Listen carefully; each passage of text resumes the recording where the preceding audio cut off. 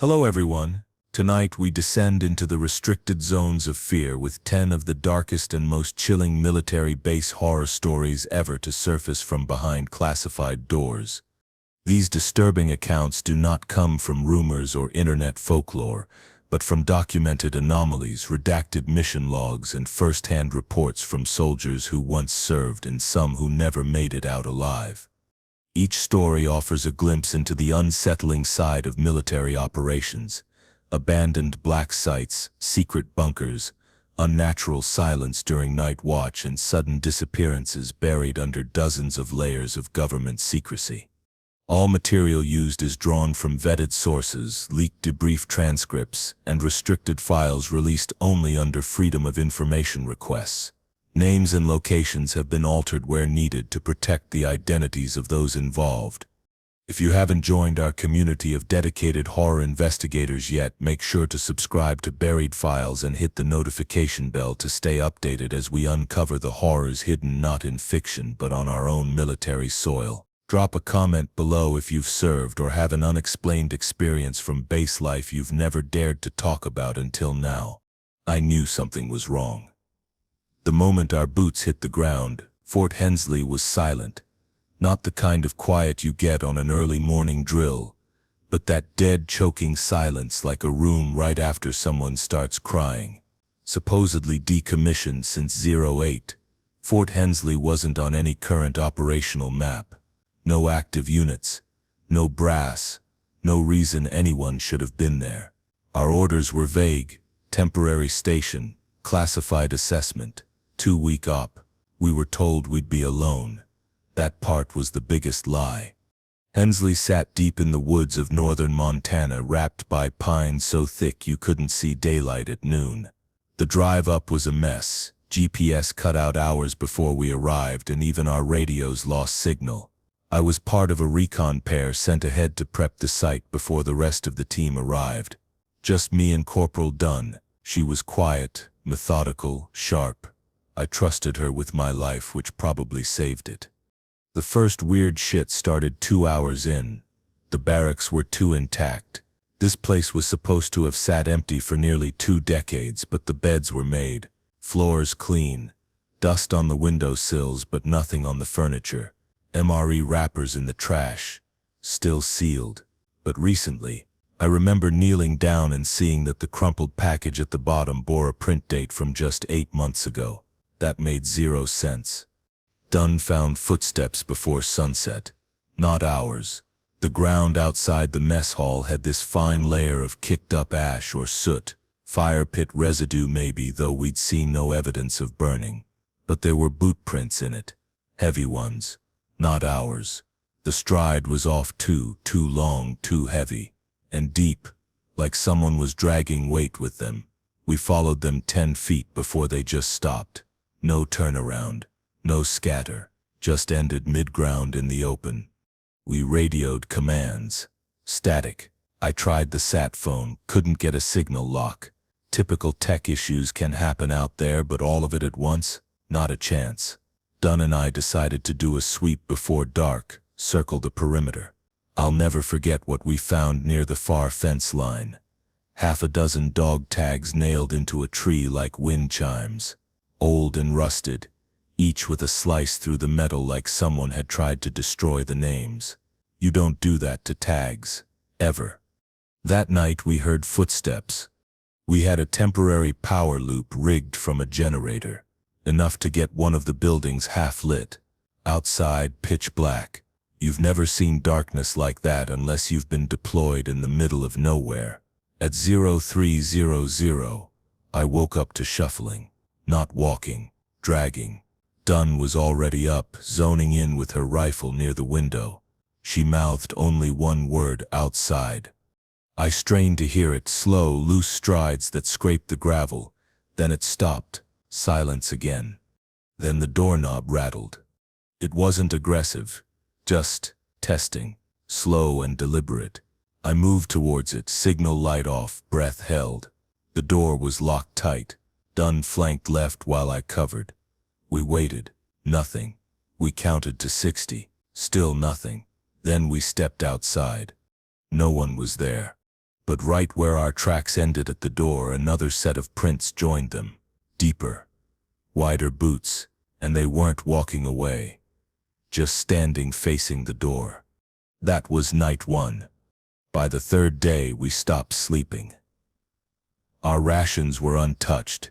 We didn't feel hungry, just tight in the stomach, like we were waiting for something to snap. We tried exploring the base's eastern quadrant during daylight. Motor pool, med center, storage. Locked, rusted, covered in vines. Power hadn't worked in that area in years. Then there was the radio room.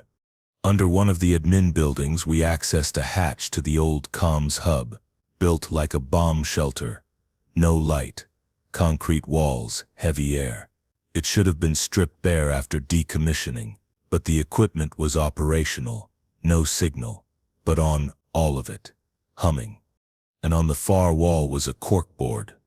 Dozens of Polaroids. Every photo was taken in the same hallway, same angle, same figure, blurry, always mid-movement, half-turned or walking away. The timestamp on the bottom of each photo is updated, hourly. The last Polaroid in the bottom row was blank, but written in smeared ink beneath it were the words, "Look behind you." I turned. No one was there. Nothing. Dunn didn't say a word. She stared at that blank photo for a long time, then ripped it off the wall and stuffed it in her vest. That night the generator failed. We lit 2 red emergency chem lights, sat back to back with our rifles up. It was colder than the night before, drastic drop like stepping into a freezer. At 0411, Dunn leaned in and whispered, "I saw it." I didn't ask what. I didn't want to know. Her voice cracked when she said it. Dunn doesn't crack.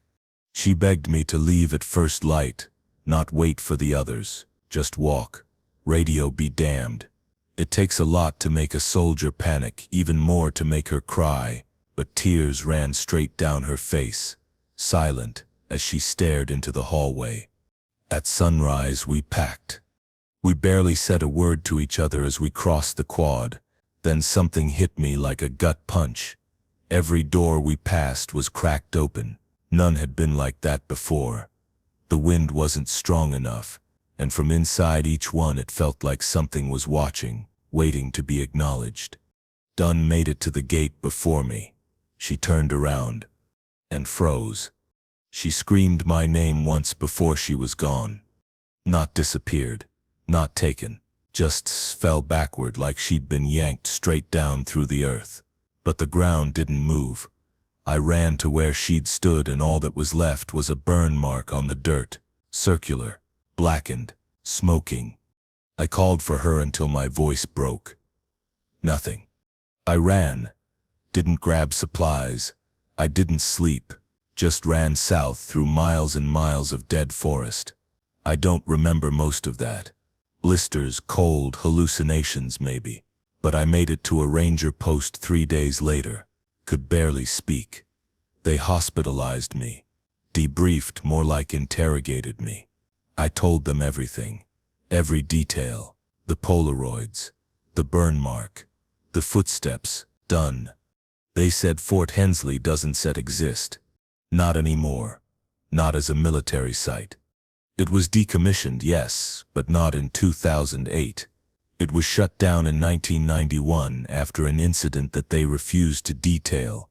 Civilian newspapers say it was a gas leak, but Army logs for Fort Hensley stopped abruptly June 3, 1991. No withdrawal orders, no casualty reports. Just silence. The next week I retraced the road there with 2 other officers who believed me. Couldn't find the road. Couldn't find the turnoff. Hell, even the tree line was unfamiliar. It sits like the whole goddamn base vanished. I've since gotten reassigned. Quiet desk role, no one talks about Hensley. I asked once in a classified channel and had my access revoked for 24 hours. But here's the thing. 2 days ago I got a package. No return address. Inside was one thing. A Polaroid. Blurry hallway. Same angle. Same base. And this time Dunn was standing in the center of it. Eyes black, expression blank, like the life had been scrubbed clean out of her. Written underneath in the same smeared ink, "Aren't you coming back?" We weren't supposed to be exploring anything. The mission was simple: sweep the old Cold War-era bunker complex for structural stability before the engineers came in. Scan, tag, record. That's it. No digging around. No ghost stories. No going deeper than necessary. But if you drop 4 bored military engineers into a decommissioned underground facility for 3 days with nothing but weak Wi-Fi, bad lighting, and creaking steel doors, something's bound to go wrong. It started the first night. We'd set up a staging area near the command center, what used to be control for launch protocols back in the late 70s. Dust everywhere, yellow-brown maps pinned to warped corkboards, decades-old cigarette butts still sitting in ashtrays like everyone just stepped out for lunch and never came back. The place smelled like oil, mold, and that weird mildewy sting you feel in your throat when you're too deep underground. We joked about radiation. To be honest, I think we were all hoping for something spooky, just stories to take back. Someone even said, "Bet this place has hidden tunnels." I wish I hadn't said anything. That's when Kovacs mentioned the door. "You guys checked the tunnel behind the decon chamber." I hadn't. None of us had. The chamber was supposed to be sealed off according to base schematics, water damage and subsidence risks, but Kovacs swore he saw something past it. A reinforced steel hatch. So we checked it out. The chamber itself was a standard decontamination layout. 2 doors, tiled walls, huge rusted pipes running overhead. The lights above buzzed like angry flies. One flickered non-stop. It took all 4 of us to heave the secondary door open. It groaned like it hadn't moved in decades. Beyond that was a narrow corridor we didn't expect. This part wasn't on any map. Not printed, not digital, not in the files we had. And we had everything for that site. The hallway went down at a shallow decline. The floor changed from concrete to slotted metal like a maintenance catwalk. Pipes ran along the walls, some of them still warm. That made no sense. Power was supposed to be routed to 2 locations only: the staging area and the entry for the engineers' crew next week. We followed it for what felt like maybe 50 yards before we found the door. Pitch black metal, maybe 2 inches thick, locked with a deadbolt and keypad. All the labels around it were scratched off, burned off even. You could see heat distortion in the wall paint around the edges.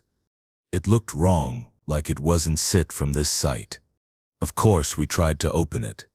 We figured it was just a sealed utility wing, maybe meant for high-clearance storage. We joked about nukes. We joked about bodies. Then Duran pointed something out. There were scratches on the inside of the doorframe. Not just scuffs from wear, but gouges, like deep, frantic drag marks in the steel lining, like someone had been trying to keep something in. Kovacs wanted to leave. I agreed. But Meyer was a genius with bypass systems, and he was already digging into the panel. He said it was standard military hardware, just outdated. Give him 10 minutes and he'd have it wide. I should have stopped him. I didn't. The code cracked at 2:17 a.m. The door didn't open outward like we expected.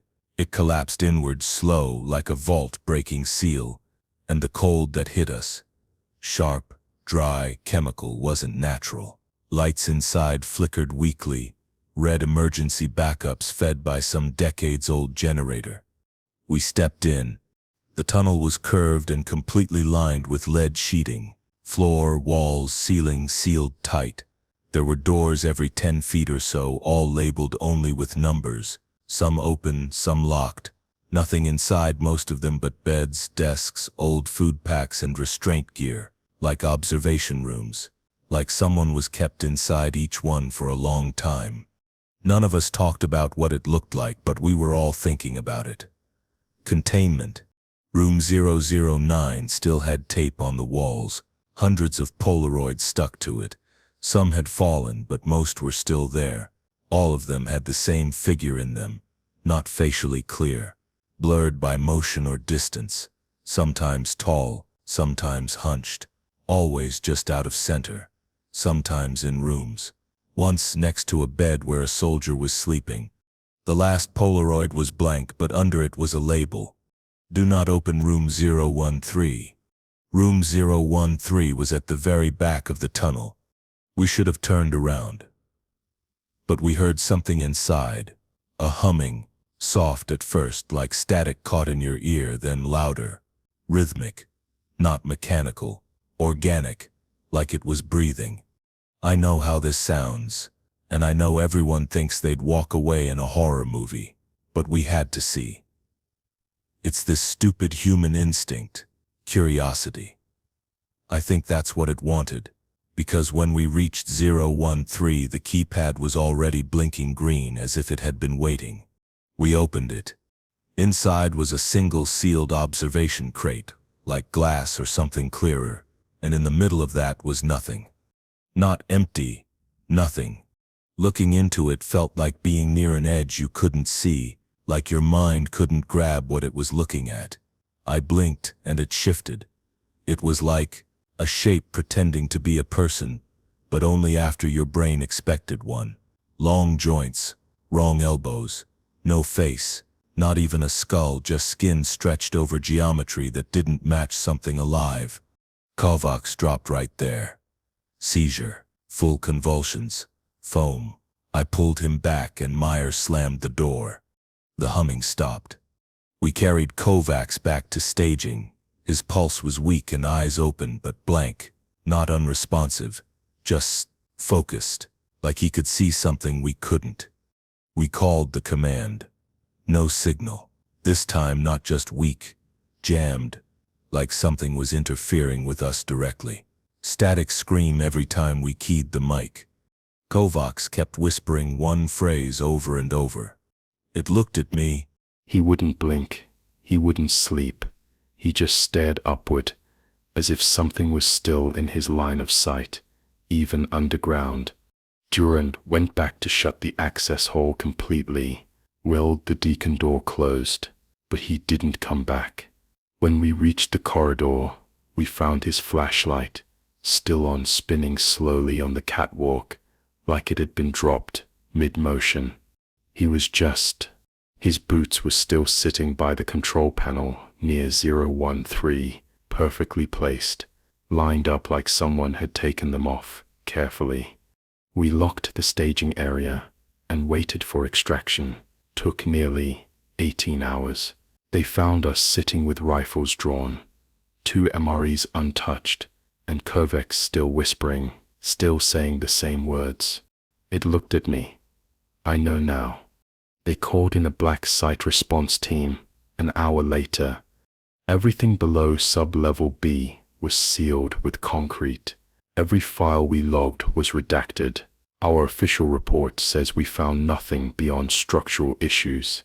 Kovacs was transferred. We've never heard from him again. I don't think we will. Sometimes at night, I still hear the humming, low, twitching static, like a voice tuning itself. Sometimes I'll dream about room 013, not what we saw, but before, like I'm standing behind the glass, looking out, watching them. No matter how far I run from what's down there, I can't shake the feeling they didn't build that door to keep something in. They built it to trap something already here. I noticed it my first night on watch. Just something small at first. The cold down there felt wrong, like it wasn't a regular night chill. It was too still, too sharp. No wind, no insects, no distant hum of life. Just frozen silence, like the earth itself was holding its breath. We were stationed at this half-operational military base in Nevada, built into a range of shallow hills no one talks about. I was told the nights would be uneventful. Patrol rotation, perimeter check, radio logs, easy money. They didn't tell me about the radio. It was 0200, standard graveyard shift. I was in the comms outpost on the northern ridge, an isolated concrete structure that looked like a tomb buried in dirt. The kind of place that hummed with old machinery and fluorescent lights that buzzed like dying insects. The others were sleeping, or faking sleep. I had black coffee, a peanut bar, and the soft static of the radio to keep me sane. In 2017, the radio crackled. At first, I thought it was interference, maybe wind shear or bleed from another channel. But the static started forming patterns, like someone inhaling, exhaling. Then a voice, dry, low, Matthew. My skin went cold. No one at the base called me Matthew, not even my supervisor. Everyone just used last names. Protocol. Only a few people in my life even used my first name. Parents. An ex. People far from here. I keyed the mic. Base cone to Northridge. Repeat last transmission. Silence. I checked the channel number. I was on the right frequency. I logged it. Probably a fluke, I told myself. Electrical weirdness. Night paranoia. Then it came again. This time, clearer. Matthew, you stir still awake. It wasn't a radio transmission. In the normal sense, there was no hiss behind it, no atmospheric distortion. It was like someone was in the room, whispering through the speakers, right behind me. I turned. Nothing. Just humming lights, rust-stained walls, stacked rations. I reported it to the command in the morning. They brushed it off, probably signals bouncing off civilian towers. The guy reviewing my logs didn't even raise an eyebrow, like it was common. Only it wasn't set. The next night, same shift, same building. The voice came back. Don't set, look behind you. That froze me. Not the words, but the tone. The voice wasn't threatening. It was gentle, soft, almost like comfort, like whoever it was had known me forever. They said it as if they didn't want me to be frightened, but I was. I didn't turn. I sat still, jaw clenched, so hard I thought I'd crack a tooth. I stared at the dead center of the control board, not blinking. Nothing moved behind me. The hum of the generator didn't change, but I felt it, something there, not air movement, not sound, just presence, like the temperature had changed in a person-shaped silhouette 6 feet behind me. At 0253, the feeling passed. I didn't tell anyone about it that morning. I didn't want to be tagged as unstable. Night shifts already mess with your head. They'd blame the isolation. On the third night, I brought my phone in. Not allowed, but I needed to record it. If the voice came back, I wanted proof. It did. I hit record as the static rose again, soft and wet like breath, moving through cotton. Why sept you leave him, Matthew? Not who are you, or where are you? This time, it was asking questions about my life. That question was a knife in the gut. Years ago, I'd cut off contact with my younger brother, drug problems, theft, months of chaos. I never told anyone on base about him, never talked about him online. As far as anyone in the military was concerned, I had no siblings, no family. My phone picked up the voice, kind of. The recording sounded warped, like it was underwater, but the words were there. Choppy, incomplete. I played it back 20 times. I didn't sleep that day. I started researching stuff in my free hours, PSYOPs experiments, EMF-based communication tech, deep signal manipulation. All I found were blogs and dead-end pages. One Reddit thread mentioned audio bleed from beneath encrypted military bands, but no legit sources, just crackpots and grainy screenshots. Still, something began clicking. One of the older guys at the base, Carter, mentioned once that this location was old black zone, not classified, forgotten, like they built something underground and just moved on, cemented over history. But sometimes, Carter said, old lines spark back up, especially when left alone too long.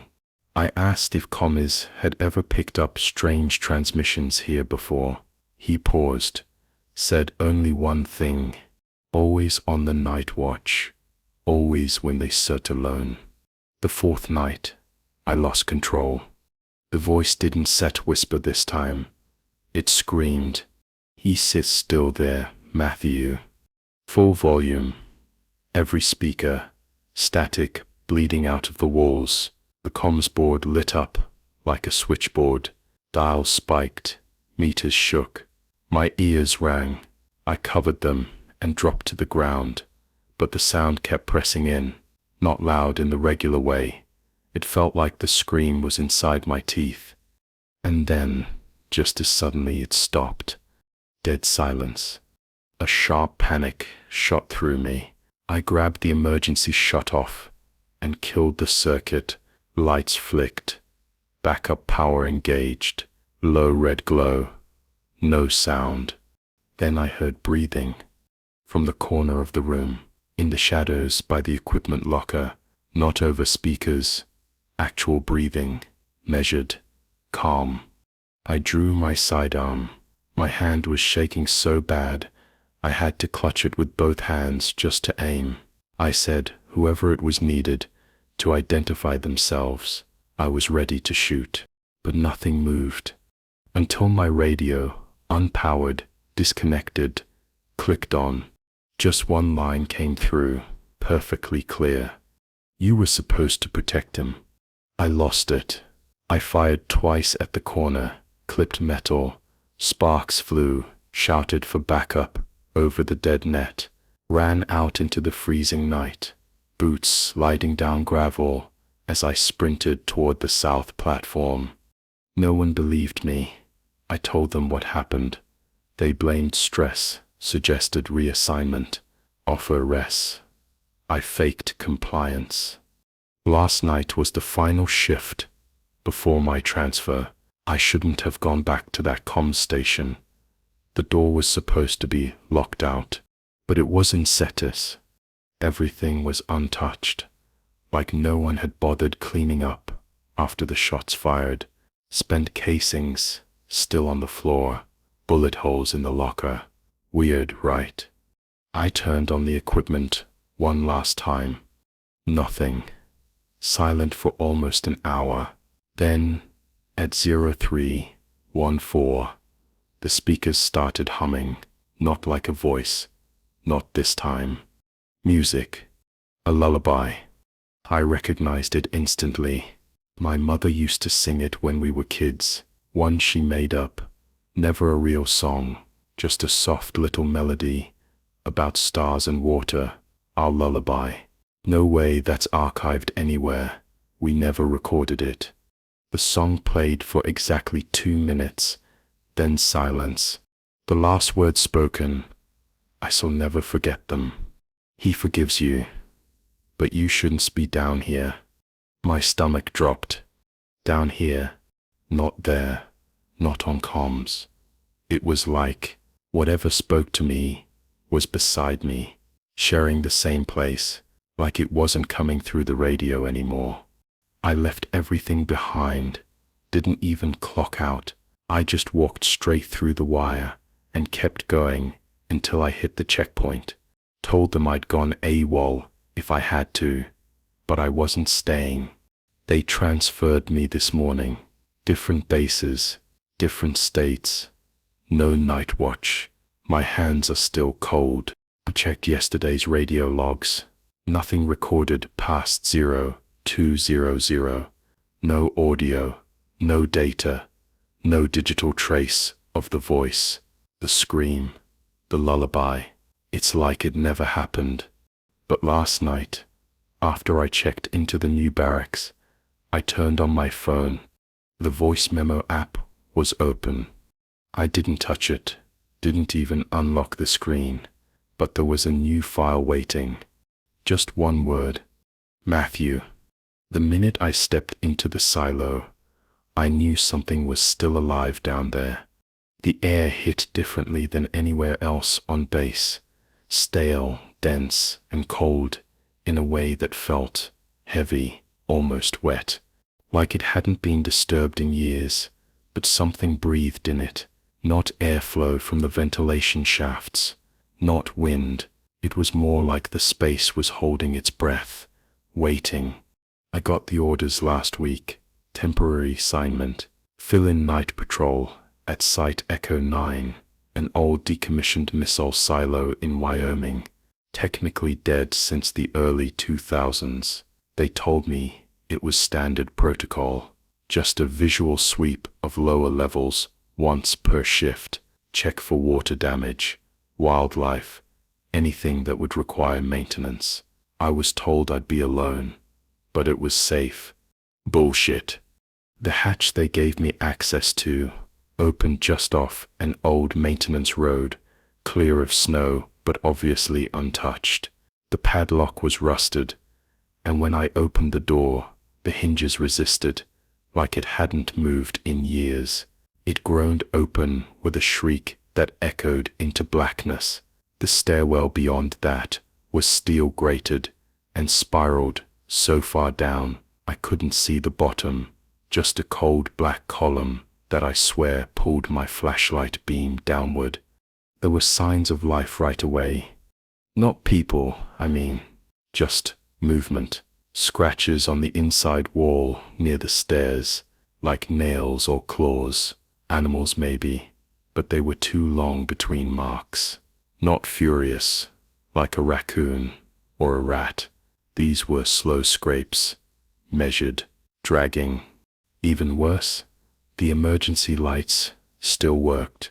The base had told me power had been cut years ago, but dim orange strobes flickered on with a mechanical chunk. As I reached the halfway point, they weren't even consistent. One would come on, then another, all triggered as I descended, like the building knew I was there. By the time I hit sublevel 4, my ears were popping from pressure. Dust was thick on every surface. Graffiti from old units covered the concrete walls.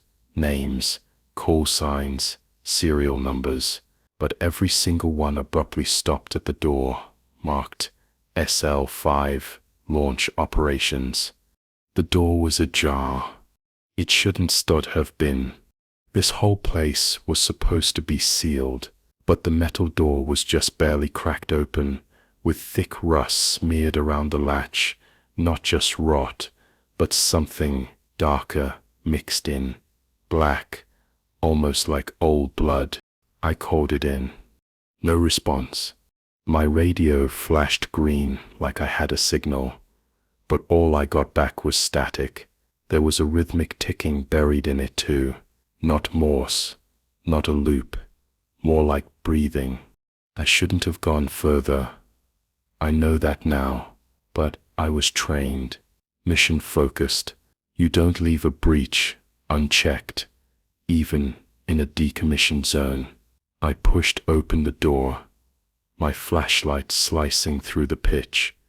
Then my light caught it. A boot, standard issue.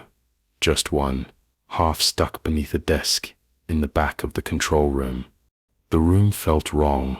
The dust patterns were off, like someone had walked through recently. Furniture pushed, console covers open. Someone had been here lately, or never left. The boot was attached to a leg, skeletal, partly mummified. The lower half of a uniform still hung on it. The name patch rotted away. That's when I heard it. Not over the radio this time, not through speakers. Footsteps, soft, echoing from the tunnel behind the launch platform. They were slow but steady. Rubber soles gripping steel grates. I know that sound anywhere. Military boots. I drew my sidearm and called out, "Who's there?" "This is Sergeant Briggs. Echo Patrol." "Identify." "Nothing." The footsteps stopped when I spoke. They didn't turn and run. They didn't hesitate. They just stopped. I edged back to the stairwell, but my gut told me not to go up. I don't even know why. I felt cornered, like I was prey, and that echoing steel staircase was a trap. Instead, I backed into the launch platform chamber, breathing slowly, heart rattling in my chest. That's when I saw the console lights. They were on, dim flickering, but clearly connected, blinking red, like a system in standby. The silo had been powered back up, and I'd been told it had no power. I stood there frozen, reading the words on the main screen. They repeated every 10 seconds. Please confirm primary user authentication. A second later, another screen kicked on. This one just said, "Welcome back, SGT Briggs." I swear to God, I hadn't typed anything, and I'd never been down here before. Then a low groan echoed through the missile tube itself, not mechanical, not from gears or machines. It sounded wet, organic, like something shifted far below, too deep to see.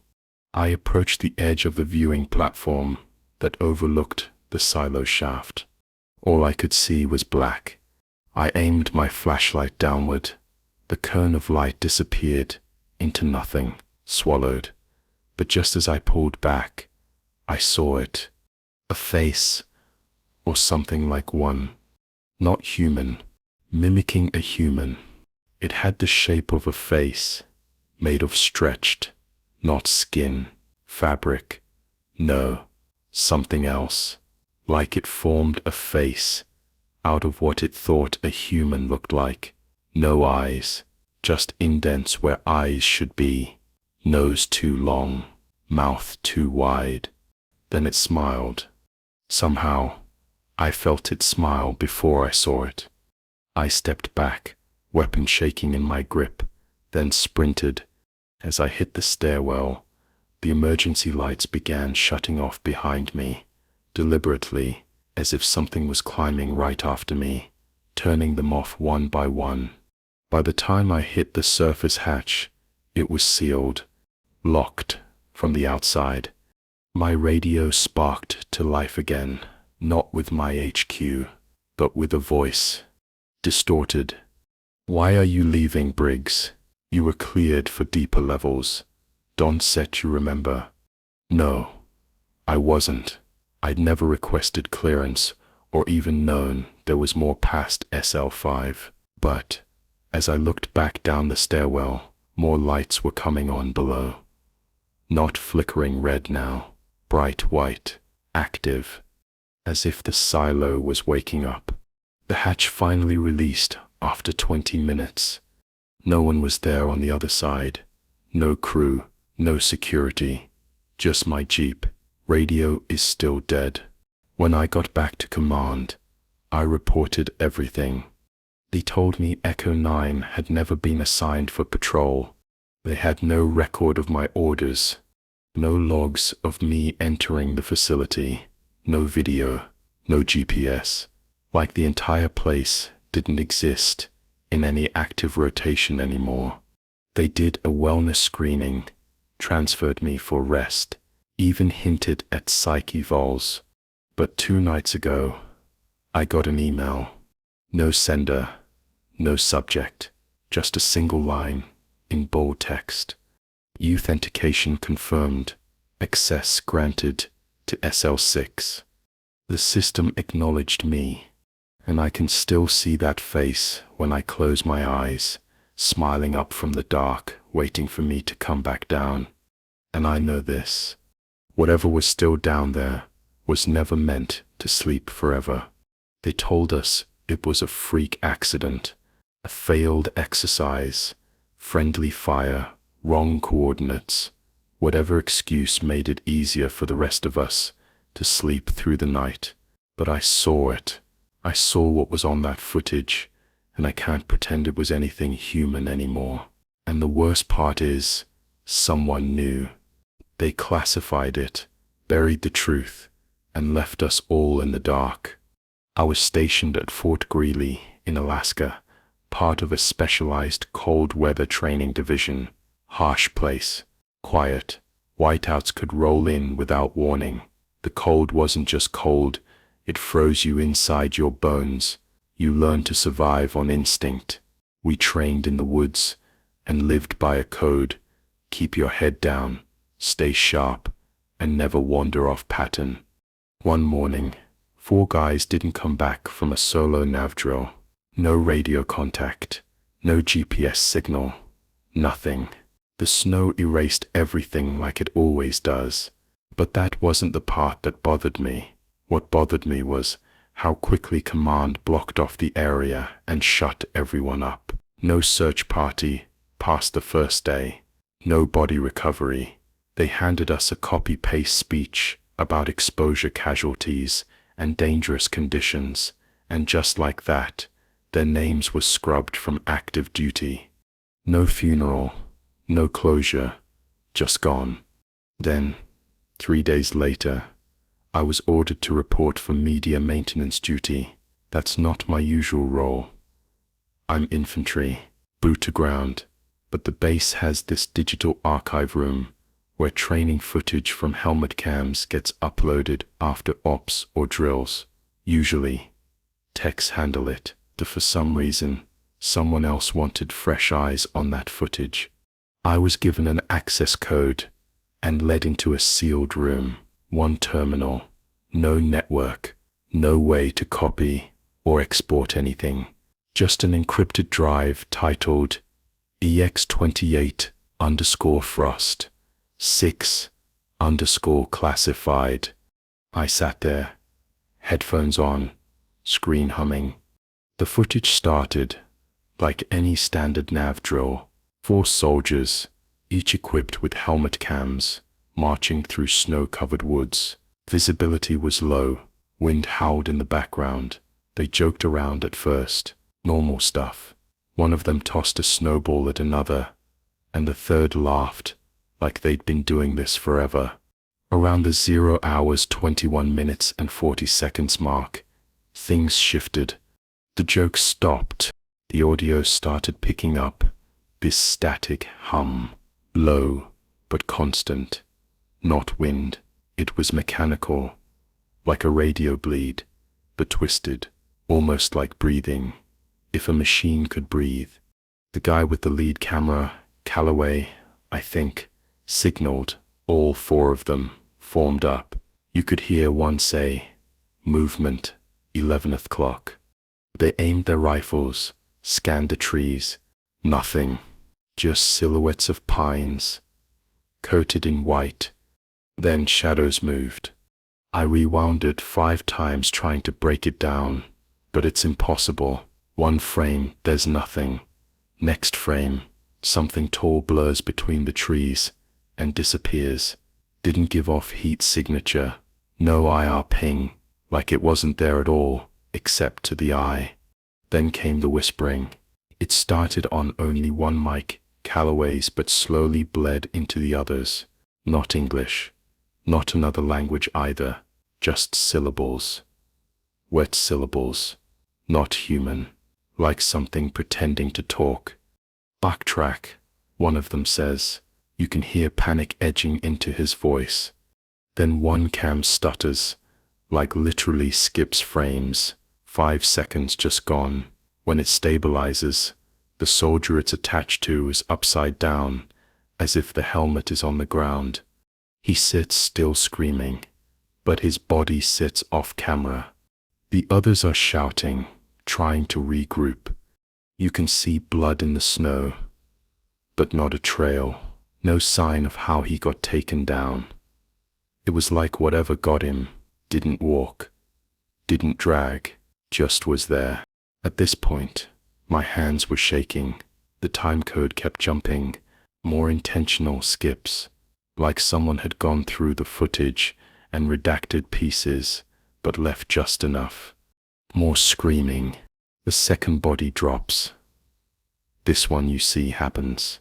From the corner of Calloway's cam, something steps into frame.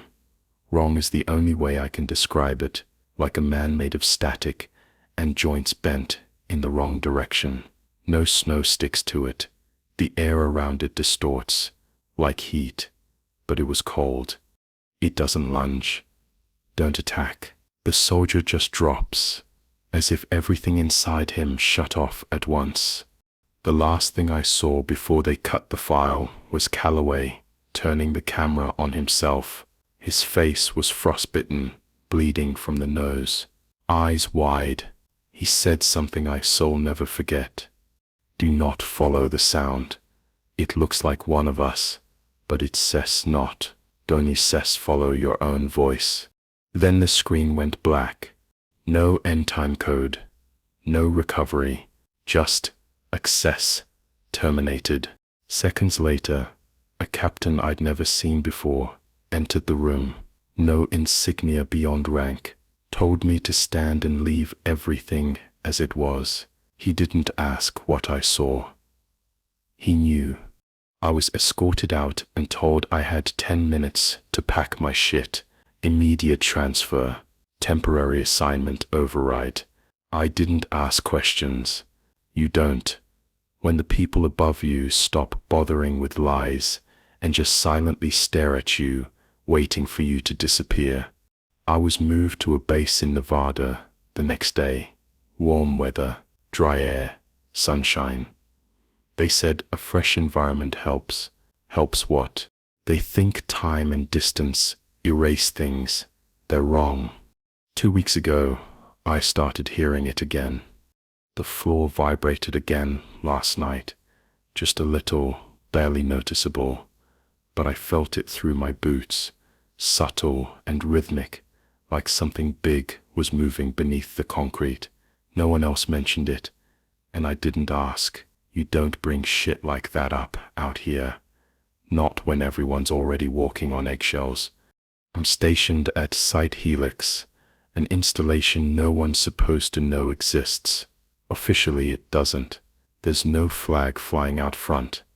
No welcome center, just rusted fencing, blast doors, and a 2-mile perimeter buried so far into the desert that GPS cuts out 15 minutes before you arrive. They told us this was a weapons research site, high clearance ops, mostly monitoring. We were supposed to babysit the base, while the real science happened in levels below. They didn't tell us what was actually down there. We weren't even supposed to access sublevel 5. Technically, only 2 people could. Commander Halloran and a guy none of us ever met named Dr. Klein. Everyone else stayed topside, doing maintenance, perimeter patrols, test monitoring, simple stuff. Boring as hell. But lately the power cuts started. Then the knocking. I'm not exaggerating. 2 weeks ago, during the night shift, I was in the security wing alone. Everyone else was either asleep or on rotation outside the structure. The feeds flickered once, standard for this place, and then I heard it. The knock came from the wall, like something inside the foundation. 3 loud, slow knocks, then silence. I thought it was a prank, until I realized that particular wall backed into solid rock, beyond the old elevator shaft that hadn't worked in years. There was nothing on the other side. I tried brushing it off. You kind of have to when you're trapped 40 feet underground with guys who think ghost stories are a sign you're cracking, but it kept happening. Another time I swear I heard whispers under the vent grate by my bed. Thought it was the air ducts at first, until I pulled the cover off in the middle of the night and found it packed with soil, fresh, damp, smelled like rot. We're underground. That air vent shouldn't lead to soil. I filed a report about the vent. Nobody followed up. Halloran chewed me out for exaggerating, said the ductwork was outdated, and the smell probably came from the sewage line. He chalked it up to isolation stress, even though I've been on quieter deployments without losing sleep. Then the digging began. One of the exterior patrols radioed in when the seismic sensors tripped. We all thought it was just another small quake. We get those out here sometimes, but when they checked the surface plates, they were cracked from underneath, like pressure had built directly under the concrete pads and pushed up. No blast, no impact crater, just a perfect, concentrated seam. 3 days later, Halloran disappeared. His room was locked from the inside. Lights were on. The terminal was still active, but nothing on camera. The lock log showed no one went in or out for 17 hours. When we finally forced the door, every surface was wet, not water, more like condensation, thick and beaded on the glass, humid, like a crypt, and the stone floor underneath his bunk, cracked, clean through. There was a hole, about the width of a coffin, just empty blackness. We lowered a camera, 6 feet. It came back corroded. The lens was warped, like it had been dipped in acid. No heat signature, no radiation spike, nothing, just static. By the end of that week, 3 more guys went missing. We stopped using the barracks. We moved all beds to the perimeter of the upper deck, closer to exits. No one wanted to sleep with their back to the ground anymore. Even when you're exhausted, there's this voice in your head that starts whispering, there's something breathing 2 feet below you. Every night, now, something shifts beneath us. You can feel it in the air, the way old ducks quiver, how the recessed lights hum, just slightly offbeat, like they're being moved with the structure. Several of us started hearing things at the same time. Reports flooded the ops system, clicking behind doors, breathing behind walls, boots walking 2 seconds behind you, even though you're the only one in the hallway. One guy, sharp, started tearing up the floor with a crowbar. We had to restrain him.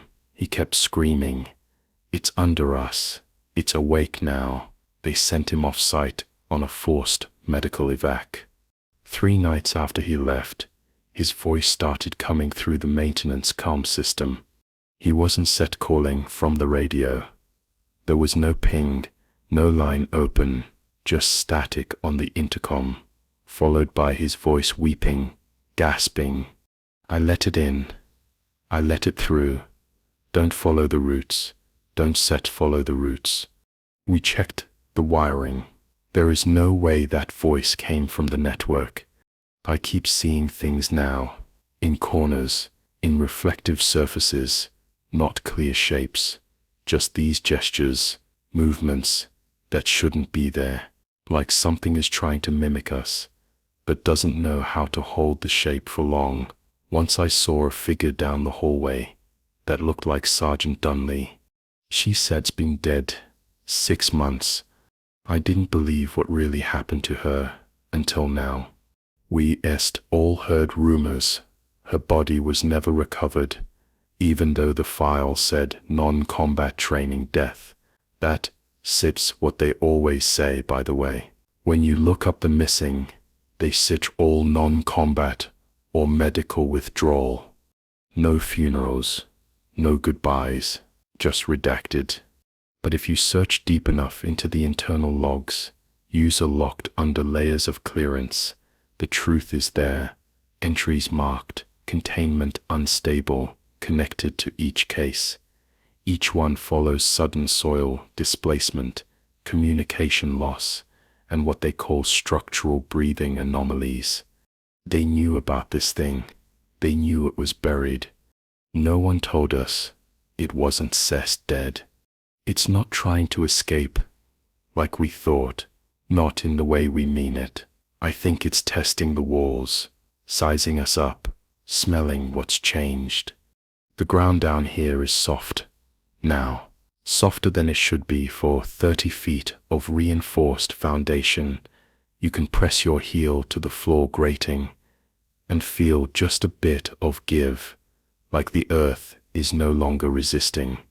This morning, someone scratched a message into the inside of the ops bathroom mirror. It remembers when it was worshipped. We checked every roster, every camera feed from the past 12 hours. No one went into that bathroom before I did. The camera outside didn't catch a single person. Last night, I heard my own voice calling me from the floor vent. Not similar, my actual voice. It said, "I've seen what it's underneath. You're not going to survive it. I don't know how long we have before it breaks clean through, but I know this place won't evacuate. They'll seal it, like they did to the last one. They'll erase us, reassign whoever survives, and pretend this site never existed, just like the last TH-31 installation before they paved the desert over it. But whatever was buried didn't stay contained there, and it won't stay quiet much longer here." The floor's vibrating again. This time, it's not subtle. It feels like breathing, but deeper, hungrier. That same whisper from the footage, bleeding into the ends of radio comms. It started faint, barely noticeable, but it kept getting louder. It always comes from a direction that doesn't make sense, like my own voice echoing back at me when I'm the only one around. Then the movement, just small at first, glimpses, fast shadows in the corner of my eye during night drills, the sound of boots in the snow when there's no snow for miles. Last night I found fingerprints on the inside of my cabin window. The prints were mine, but I hadn't touched the glass. And when I looked into the reflection, like really looked, my mouth didn't move in sync with me. I don't know how it followed me. Maybe watching the footage invites it or recognizes you. I tried talking to someone, a medic I've gotten close to. She pulled my file and said something weird. "You're not in the system. My transfer orders don't exist. My assignment list cuts off 2 months ago. My name doesn't even show up on attendance." Like I never left that room in Fort Greely. I keep dreaming of snow. Snow. And the way it pours sound into it. I don't think it ever needed to kill all of them. Just one. One to carry the signal. One to see it. That is how it spreads. They shouldn't have shown me that footage. And I shouldn't have watched past the first minute.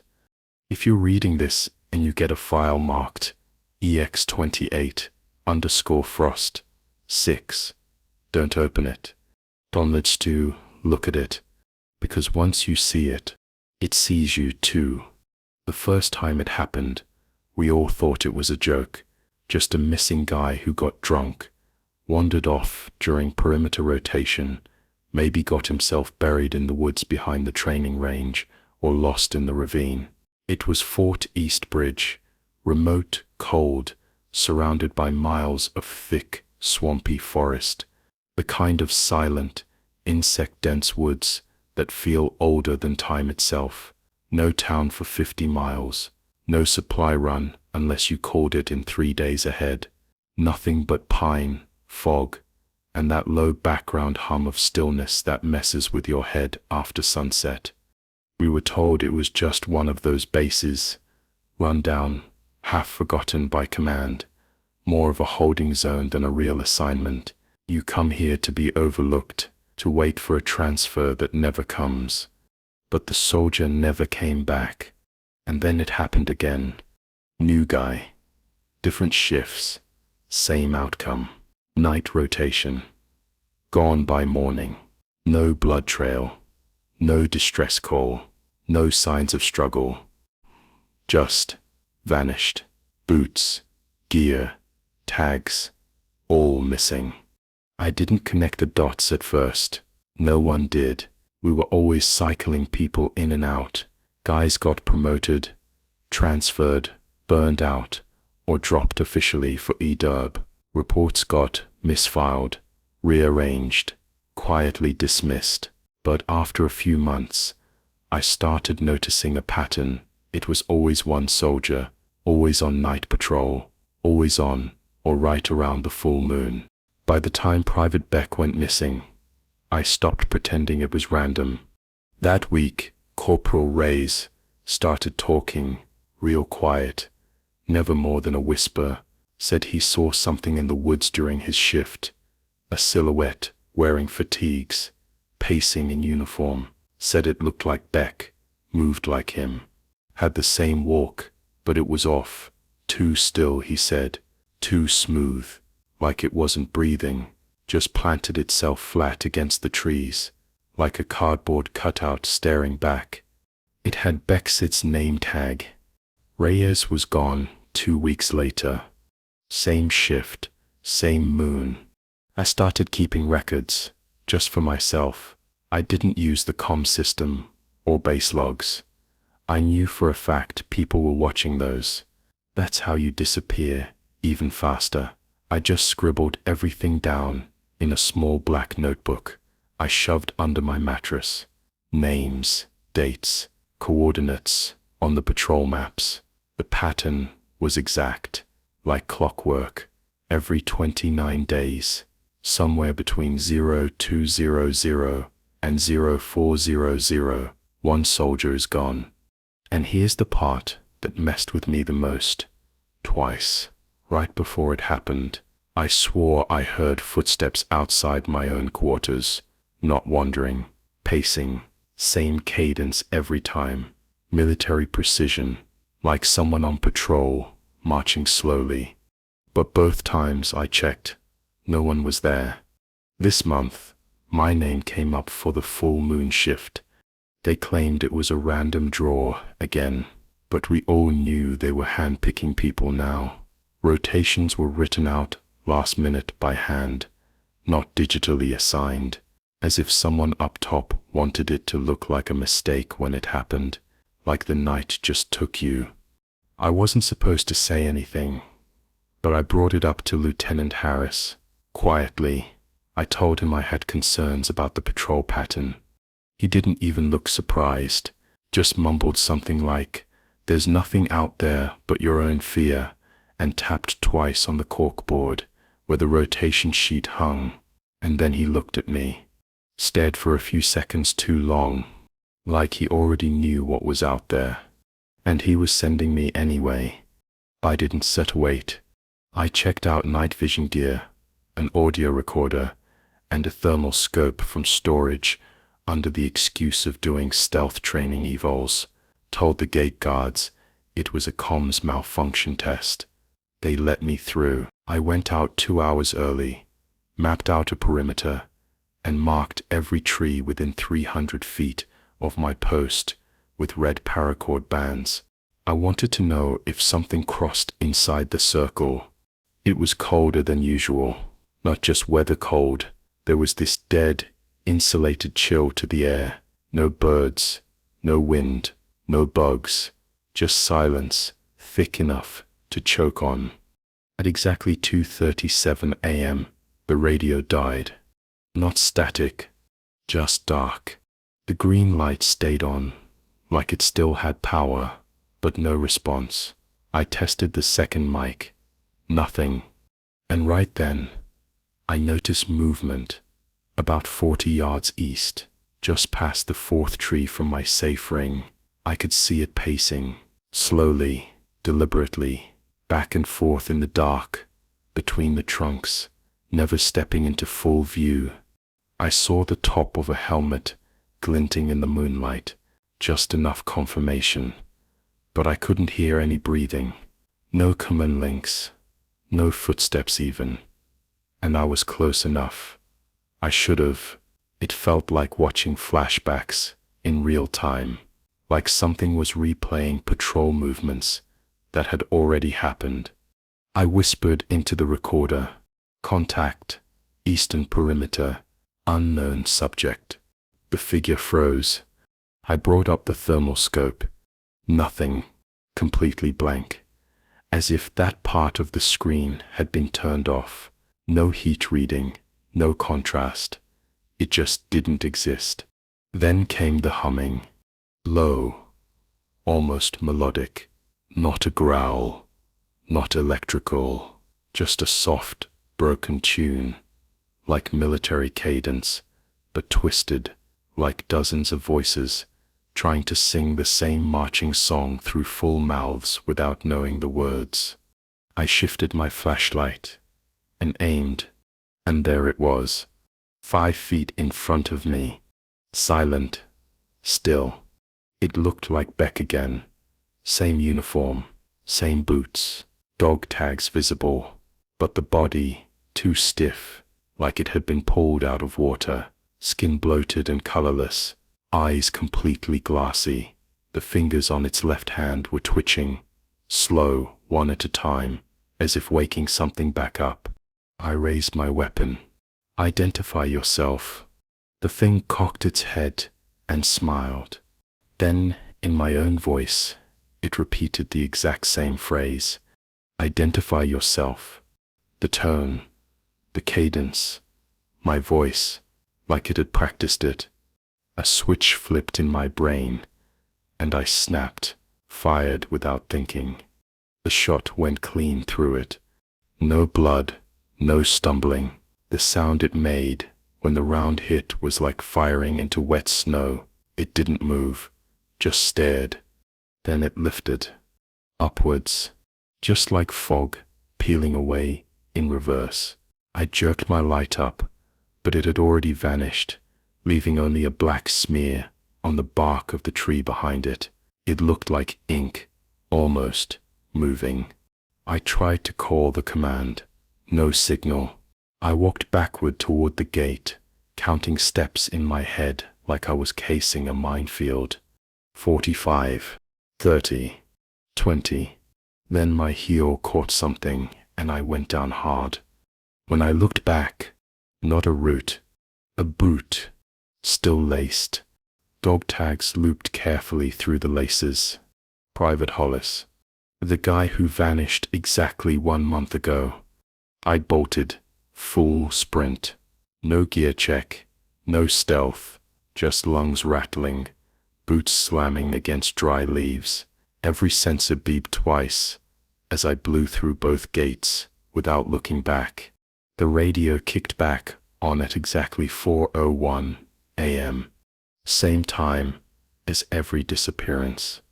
By morning, my report was flagged incomplete. The reason? Equipment malfunction. The boot was gone. So was my audio.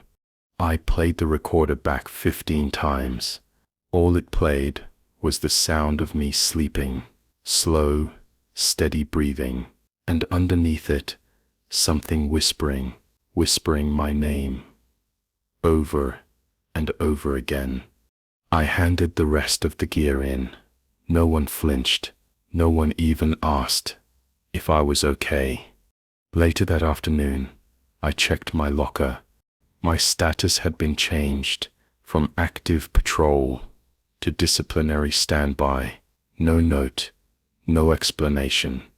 A silent way of saying, you saw too much. The pulling me from Fort Eastbridge in 2 days, domestic station, paper duty, somewhere safe and quiet. But last night, just before lights out, I found the envelope. No stamp, no name, no sender. Inside was a photo, faded, grainy, a group of soldiers standing in the tree line near Fort Eastbridge, faces just clear enough to recognize. I was in the photo, but something was wrong with me. My eyes were glossy, too round. My helmet was crooked, my smile too wide, like it had been painted on. And behind all of us, grinning with its mouth closed and its head tilted too far right, was a fifth figure, blurry, shadowed, wearing the same smile Beck had, out there in the woods. When I woke up, the photo was gone. I don't need it. Because this morning, when I looked in the mirror, my reflection blinked too slow. And when I whispered to myself before leaving the room, something whispered it back. It started with the kind of silence that doesn't feel peaceful. I was on night watch at Fort Eastbridge, a place some of the old-timers called Dead post. No action, no chatter, just miles of overgrown tree line, and a base that was half shut down, even when I got there. The wood creaked, even when no one walked on it. The barracks always smelled faintly of wet leaves, no matter how often we cleaned. Phones barely worked, radios glitched, the air felt too still. There were stories, sure, quiet whispers that circled the barracks every few weeks. A guy would vanish, then the official line would come down. Adu Bal, it was always Adu Bal. But no one ran from Eastbridge. We all wanted out. But vanishing into the woods wasn't how people quit the army. I knew something was wrong by the second time it happened, not just because of the silence that came with the news, but because the guys who saw it, they never really came back. I don't mean physically, they just started acting differently, slower, quieter, like part of them had stayed behind in the dark with whatever they saw out there. By the time I'd been stationed there 5 months, 4 soldiers had gone missing, always one at a time, always during a night shift on a full moon. They weren't the same rank, weren't from the same squads, but they all had one thing in common. They were alone when it happened. We weren't allowed to patrol in pairs. Budget cuts. Command said, trust the system. You're fine. All the expected crap. But we, the ones still there, we knew something took them. And then my name came up for the watch list on the next full moon. I felt it in my stomach before I even saw the clipboard. My hands started sweating instantly. Some part of me wanted to pretend it was just another shift, just another rotation, but I knew better. So did everyone else. No one looked me in the eye that day, not even Jones, who I used to eat hot sauce packets with when we got bored. People avoided me like I was already dead. I checked out extra gear without asking, said it was cold, said I wanted to be over-prepared, got myself a thermal scope, night vision goggles, even a backup radio. I slipped my phone into my vest and hit record with the screen off. If they found it later, at least they'd find something. My post was an old observation tower 20 minutes from the main gate, technically decommissioned, but still standing in case of unusual movement. Ironic, right? It stood at the edge of the forest. No lights. Just climbing into it made my bones feel tight. The wind was sharp that night, cold enough to make my teeth hurt. The trees barely moved. I tried to focus on the sound of my own breath. Keep it even. Stay alert. At exactly 2:13 a.m., my radio died. There was no pop, no static. 1 second, it buzzed softly in my ear. The next, just quiet. Then came the footsteps. Not from the stairs inside the tower, but directly below it, on the ground, crunching over dry leaves, slow, measured, exactly like a drill march. I froze, hunched down, didn't even breathe.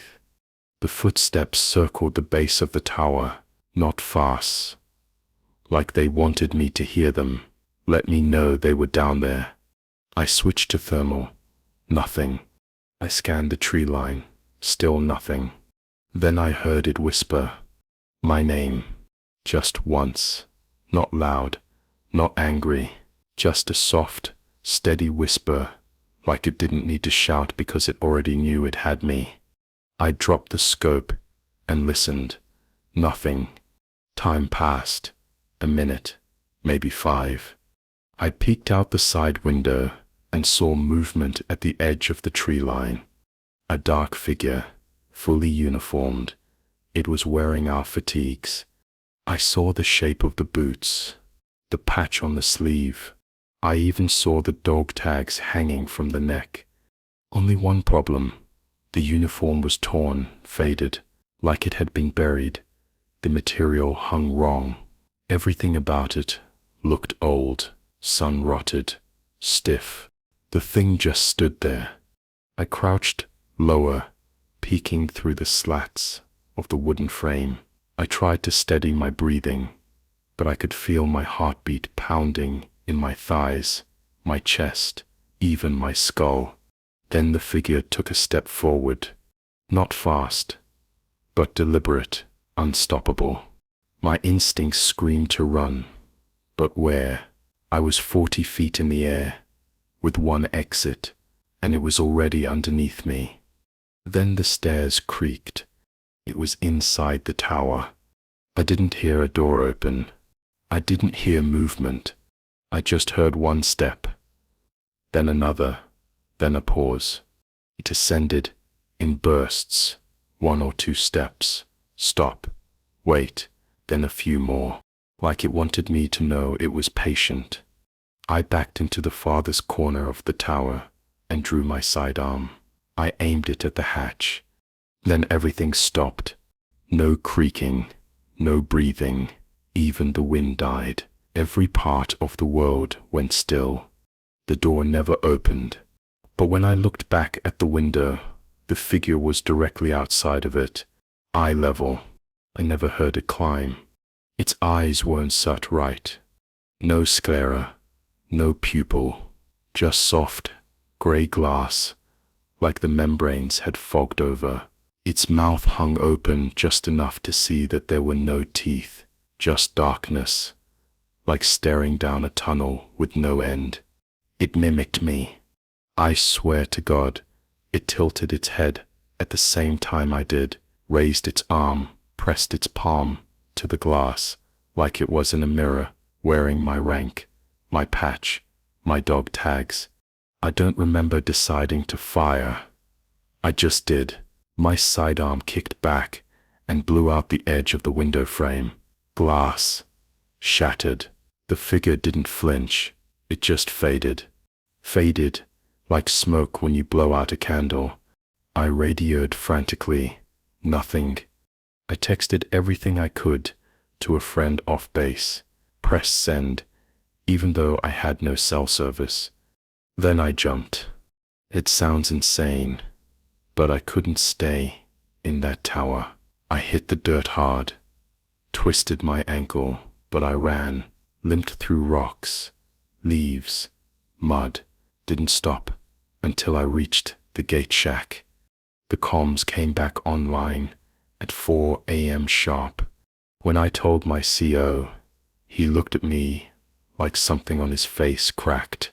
For a split second, I think he was terrified, but he blinked it away, and by the time he responded, he just said, accident from lack of sleep. It wasn't set written up. The next morning, my name wasn't on rotation anymore. My bunk was reassigned. No one asked if I was okay. I checked my phone. The text I sent never left the draft folder. It had been rewritten. The message just said, "It's your turn now." And then, it sent itself before I could stop it. I never saw my reflection clearly after that. Every window, every mirror, just a fraction too slow, like it was trying to catch up with me, but always lagging behind. A few days before they transferred me, some low-level assignment far away, I found a photo in my footlocker. It wasn't taken by me. No one claimed it. It showed a group of us, standing silently outside Fort East Bridge, staring straight ahead. Everyone's face was slightly off, expressionless. I was in the center, but the man in that photograph wasn't standing right. Head tilted too far. Smile wrong, like it wasn't used to having a face. Behind us, deep in the trees, just barely visible, was a fifth person, wearing my uniform, standing too still. I blinked. I looked back. The photo was gone, but I didn't need it. Because some nights, when the moon is full and the wind dies, I hear heavy boots walk past my door at exactly 2:13 a.m., and the footsteps always stop right outside the mirror. The orders didn't come through the usual chain. By the third day, we stopped sleeping. Our rations were untouched. We didn't feel hungry, just tight in the stomach, like we were waiting for something to snap. We tried exploring the base's eastern quadrant during daylight: motor pool, med center, storage, locked, rusted, covered in vines. Power hadn't worked in that area in years. Then there was the radio room. Under one of the admin buildings, we accessed a hatch to the old comms hub, built like a bomb shelter. No light, concrete walls, heavy air. It should have been stripped bare after decommissioning, but the equipment was operational. No signal, but on, all of it, humming. And on the far wall was a corkboard, dozens of Polaroids. Every photo was taken in the same hallway, same angle, same figure, blurry, always mid-movement, half-turned or walking away. The timestamp on the bottom of each photo is updated hourly. The last Polaroid in the bottom row was blank, but written in smeared ink beneath it were the words, "Look behind you." I turned.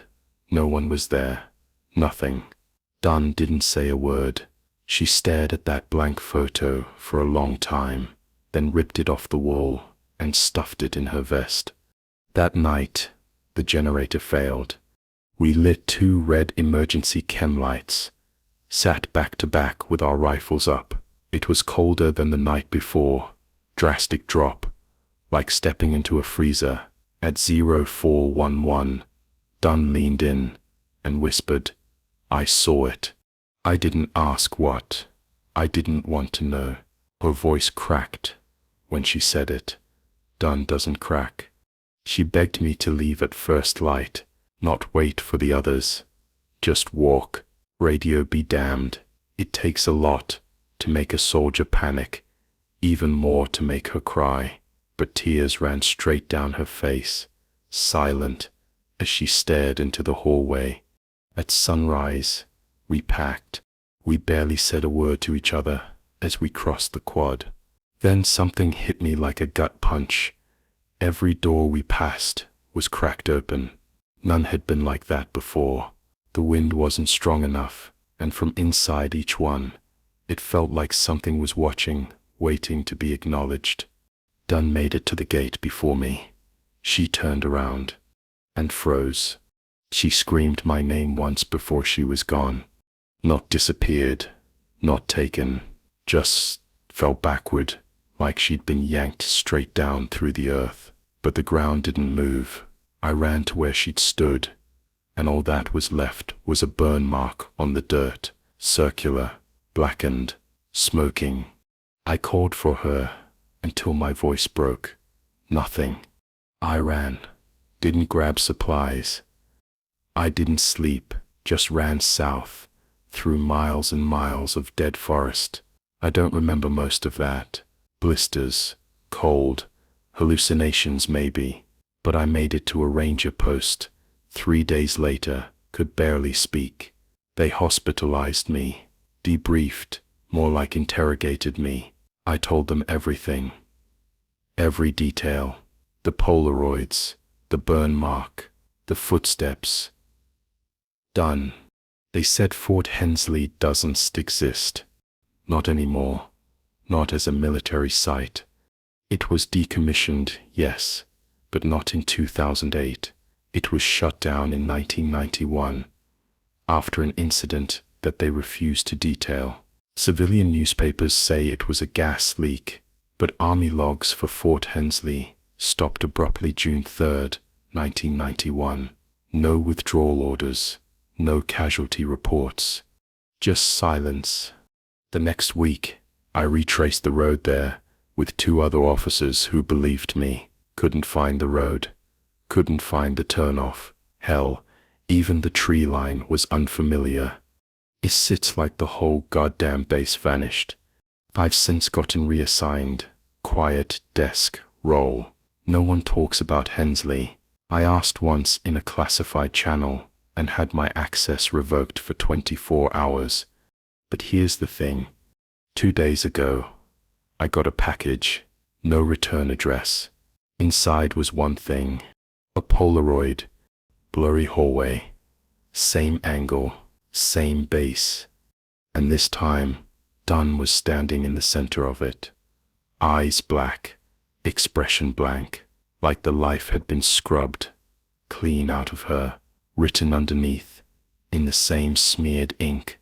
Honest, are you coming back? We weren't supposed to be exploring anything. The mission was simple. Sweep the old Cold War-era bunker complex for structural stability before the engineers came in. Scan, tag, record. That's it. No digging around, no ghost stories, no going deeper than necessary. But if you drop 4 bored military engineers into a decommissioned underground facility for 3 days with nothing but weak Wi-Fi, bad lighting, and creaking steel doors, something's bound to go wrong. It started the first night. We'd set up a staging area near the command center, what used to be control for launch protocols back in the late 70s.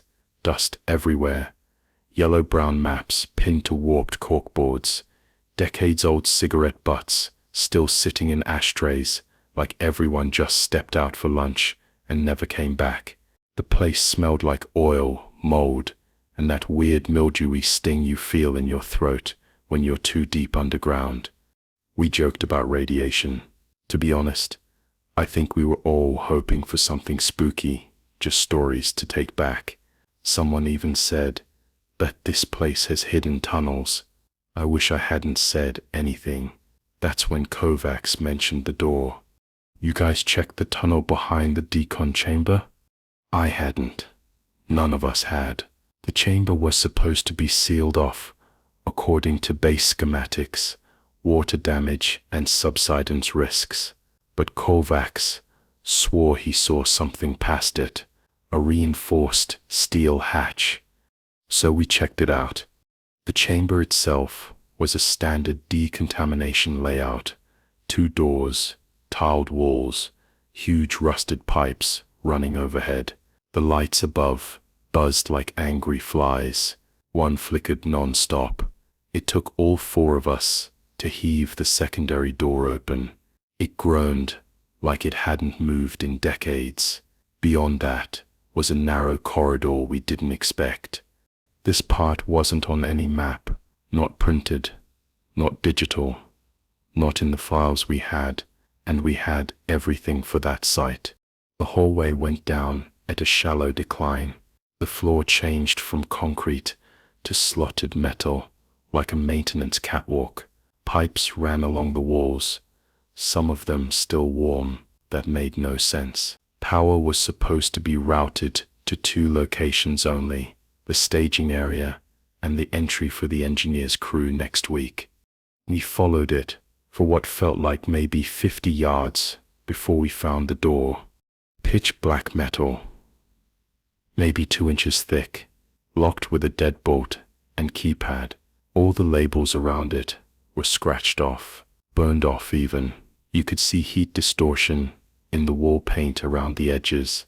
It looked wrong, like it wasn't set from this site. Of course we tried to open it. We figured it was just a sealed utility wing, maybe meant for high clearance storage. We joked about nukes. We joked about bodies. Then Duran pointed something out. There were scratches on the inside of the door frame, not just scuffs from wear, but gouges, like deep, frantic drag marks in the steel lining, like someone had been trying to keep something in. Kovacs wanted to leave. I agreed, but Maya was a genius with bypass systems, and he was already digging into the panel. He said it was standard military hardware, just outdated. Give him 10 minutes, and he'd have it wide. I should have stopped him. I didn't. The code cracked at 2:17 a.m. The door didn't open outward like we expected. It collapsed inward, slow, like a vault-breaking seal, and the cold that hit us, sharp, dry, chemical, wasn't natural. Lights inside flickered weakly, red emergency backups, fed by some decades-old generator. We stepped in. The tunnel was curved and completely lined with lead sheeting. Floor, walls, ceiling, sealed tight. There were doors every 10 feet or so, all labeled only with numbers. Some open, some locked. Nothing inside most of them but beds, desks, old food packs, and restraint gear, like observation rooms, like someone was kept inside each one for a long time. None of us talked about what it looked like, but we were all thinking about it. Containment. Room 009 still had tape on the walls, hundreds of Polaroids stuck to it. Some had fallen, but most were still there. All of them had the same figure in them, not facially clear, blurred by motion or distance, sometimes tall, sometimes hunched, always just out of center, sometimes in rooms. Once, next to a bed where a soldier was sleeping. The last Polaroid was blank, but under it was a label. Do not open room 013. Room 013 was at the very back of the tunnel. We should have turned around, but we heard something inside, a humming, soft at first, like static caught in your ear, then louder, rhythmic, not mechanical, organic, like it was breathing. I know how this sounds, and I know everyone thinks they'd walk away in a horror movie, but we had to see. It's this stupid human instinct, curiosity. I think that's what it wanted, because when we reached 013, the keypad was already blinking green, as if it had been waiting. We opened it. Inside was a single sealed observation crate, like glass or something clearer, and in the middle of that was nothing. Not empty, nothing. Looking into it felt like being near an edge you couldn't see, like your mind couldn't grab what it was looking at. I blinked, and it shifted. It was like a shape pretending to be a person, but only after your brain expected one. Long joints, wrong elbows, no face, not even a skull, just skin stretched over geometry that didn't match something alive. Kovacs dropped right there. Seizure, full convulsions, foam. I pulled him back, and Maya slammed the door. The humming stopped. We carried Kovacs back to staging. His pulse was weak and eyes open, but blank, not unresponsive, just focused, like he could see something we couldn't. We called the command, no signal. This time, not just weak, jammed, like something was interfering with us, directly, static scream. Every time we keyed the mic, Kovacs kept whispering one phrase, over and over. That was the first red flag. We got the dispatch at 0340, middle of the night. A sealed envelope dropped physically at the watch post, inside Fort Camden. No signature authorization, no radio verification, no heads up from higher. Just a corporal on night duty getting handed a dusty beige folder by a guy who walked straight past the gate, left it on the desk, and walked off into the trees before anyone could get a name or ID. We thought it was a prank, training exercise maybe, some weird test of procedure compliance or attention to detail, but the envelope looked old, like really old, typewriter print, smelled like moldy paper, and something sour underneath, like a basement that had been wet for too long. Inside were movement orders. Recon sweep, south of grid B27, off limits for the last 30 years, due to possible structural instability. 6-man team, 0 comms, no backup, observed silence. Signed, Commander R. Whitaker. That's what made Becker laugh. Said that guy was a legend. Posted at Fort Camden during the Cold War. Ran experimental recon exercises underground. died in a fire in the old comms sector in 1985. He showed me the article. Local paper, black and white photo with Whitaker's face circled. Same name, same signature on the bottom of those orders, matched to the archive logs. But that was impossible. Becker handed the folder to command, told them it was some kind of officer hazing BS, but no one laughed. They looked at it over too long, whispered behind office doors, then, without any formal announcement or clearance briefing, approved the op. They said we were going in within 24 hours. I was part of the recon team. 5 others, all sleepless and quiet during gear check. None of us knew what the hell was going on, and no one was willing to ask out loud. We were dropped roughly 3 clicks south of the grid and had to hike the rest. Forest got weird out there. Real choked up underbrush, vines like wire, these strange stone markers carved with thin vertical lines. We stepped over logs that were brittle and red inside, like they'd been burned out centuries ago. Everything smelled wrong. Not dead, just too clean, like bleach in a morgue. We reached the coordinates by dusk, found the ruins of some old bunkers, concrete shells swallowed by moss and vines. The architecture didn't match Camden, more like something older, repurposed. One structure was half sunk into the ground, barely visible except for a rusted hatch and a twisted camera mount hanging above it. Becker went down first. The tunnel led into the foundations, narrow, wet, all solid concrete and rusted doors, pipes overhead. Everything dripped. Lights didn't work, but someone had run power here recently. There were fresh wires looped through the ceiling, taped with colored markers like code tags. We swept the area in silence. The deeper we went, the more the temperature dropped. I watched my breath fog up. By the time we passed the 3rd corridor, every room had the heavy stink of copper and mildew. The walls started sweating or pulsing. I couldn't tell. Might have been nerves. Then we found the room. It looked like an old situation room. Dust-covered monitors, faded seals on the wall, metal table ringed with bolted-down chairs.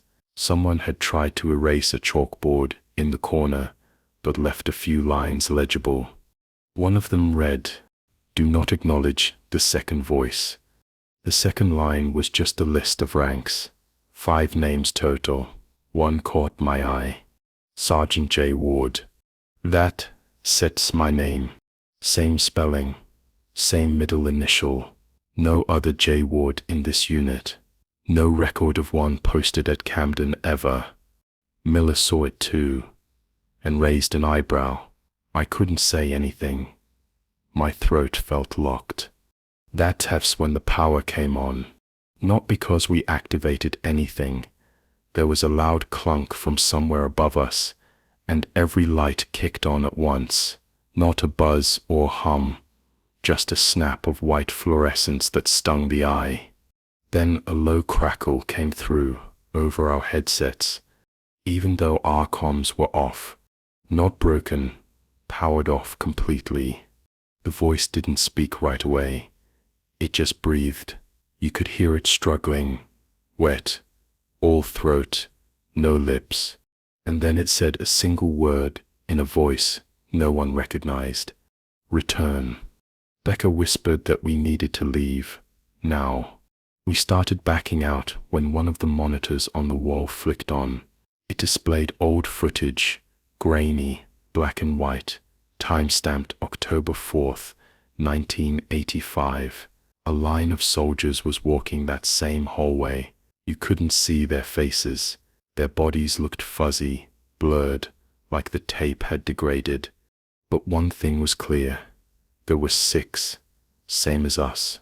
And one was wearing gear just like mine. Same sidearm, same neck tattoo. The view turned just slightly, and for a fraction of a second, his face hit the screen. It was me. Not looked like me, not some vague, uncanny resemblance. It was my face. Then the screen cut out. Evans panicked and bolted down a side hall. We yelled for him, but he was gone in seconds. And then his comm crackled back on, even though his radio was still off. You can guess what we heard. It was his voice, same pitch, same gasping breaths. But all it said was, "Don't listen if it says your name." We lost contact 10 seconds later. We split into pairs and started backtracking. Me and Becker, Davis, and Miller. The tunnels seemed longer on the way out. We took the same turns, past the same rusted pipes, but the markers Becker had made with chalk on the way in, gone, and the concrete on the walls had changed. It was cracked now, warped. Flickering light came from behind it in spots, like something was inside the structure, watching us through the thin concrete. We found another note scratched into the wall by hand, with what looked like a key or a nail. "If you feel something following, don't turn around." We didn't set. We kept walking. We reached the hatch again. An hour later, it was jammed, rusted from the inside. Now, we hammered it open and climbed out onto dry leaves. It was darker than before. Becker checked his watch. It was 0417. We said it'd been gone 15 hours. There was no snow when we went in, but now there was a thin layer covering the leaves. Our boot tracks were gone. When we made contact with Camden, the voice that answered the radio didn't belong to anyone we knew. It was calm. "Confirm name and call sign," it said. We gave them. There was a pause. Then the voice came back. "Sergeant J. Ward was listed KIA in 1985. This frequency is restricted. Say again. How did you receive these coordinates?" Becker stared at me. I yanked the earpiece out. We walked the rest of the way back. Camden looked the same, but off. Windows were boarded. That hadn't been before. Flags faded, and there were new signs, names of units I'd never heard of, new guards at the gate. Our IDs didn't SEC scan. They didn't shoot, just watched us like they were waiting. We were processed as strays found near the perimeter, evaluated for site disturbance. They took my dog tags. They took Becker's too. They said, try to place us accordingly. But there rested nowhere to place us. No digital record, no deployment log, just the signature on the orders, the one no one ever explains. Commander R. Whitaker, dead since 1985. Sometimes in my bunk, I hear the crackle of the radio again, always faint, always around 3:40 a.m. It only says my name now, and sometimes it sounds like it's coming from inside my room. But I don't turn around, not anymore. They told us the armory was off limits. After hours, old storage, they said. Structural integrity's shot, whatever. Every base has its secrets. When you've been enlisted long enough, you stop asking questions the moment you realize the answers won't just get you reprimanded, they'll mess you up. But that warning didn't stop Diaz, and it didn't stop me either. Our unit was stationed at Fort Mandel, tucked in the mountains of northern Colorado. Lousy internet, freezing nights, and enough rust on the plumbing to make your shower smell like pennies. It was the kind of place you get sent when someone upstairs wants to forget you exist. They shuffled us around quietly, low priority duties, always restricted to the surface facilities. The armory was the oldest building, sealed on 2 sides, no cameras, always locked at night. One evening, Diaz pulled me aside after chow and held up an old brass key. No tag, no barcode, just worn metal. He said he found it wedged behind some mounted rifles during inspection. Something about the way he grinned told me he'd already unlocked the side door, just hadn't gone in yet. Said there was something off about the floor inside, like it was hollow. I should have told him to forget about it, but like an idiot, I said, "Tonight." We waited until lights out, slipped in through the maintenance corridor, past the lock supply cage. Diaz fit the key into the thick rusted door, and it turned with a heavy click. The smell hit first, dry rot, dust, something earthy beneath it, like wet stone. The door led to a back room I'd never even known existed. Empty shelves, wall hooks, and a rusted access panel in the concrete floor. A latch and metal ring, like it was meant to be pulled open, like a hatch. The panel wasn't even locked, just heavy as hell. The air that came pouring up was colder than the room, completely still. I had this sudden, overwhelming instinct to leave, like an animal walking too close to a cliff. But Diaz pushed forward, dropped a rope ladder down, and said, "You coming, or what?" The tunnel beneath wasn't built like any of the others I'd seen in training. No lights, no smooth walls. It was raw concrete, too narrow, too low, like it was built for something smaller than us. We used flashlights, trying to keep our steps quiet. The deeper we went, the more unnatural it felt. The air wasn't stale. It was thick, not with moisture, but with something wrong. The silence down there had weight to it, like we were walking underwater. After maybe 10 minutes, the tunnel widened. We came to a chamber about the size of a classroom, with an elevated grate floor and a single industrial light, somehow still flickering from a ceiling fixture. Don't ask me how it had power. There was no wiring on the way down. Then we saw the door, set into the far wall, with a rubber seal around the edges, like it belonged in a submersible. Green military paint, flaked off in patches, exposing metal that had turned almost black with time. Stenciled in block letters, "Do not enter, clearance revoked." Diaz laughed, nervously. What? Revoked by who? When he reached for the handle, I told him not to. I really did. I said the words out loud, and they sounded so small in that massive silence. He turned it anyway. The door opened with a sigh, like pressure had been waiting behind it. Beyond it, something I still can't explain. It was instead a room. It was a passage into a space that should have been directly under the mountain. But it didn't feel like the mountain anymore. The concrete turned into smooth, dark stone, unnatural, like it had been milled or melted into shape.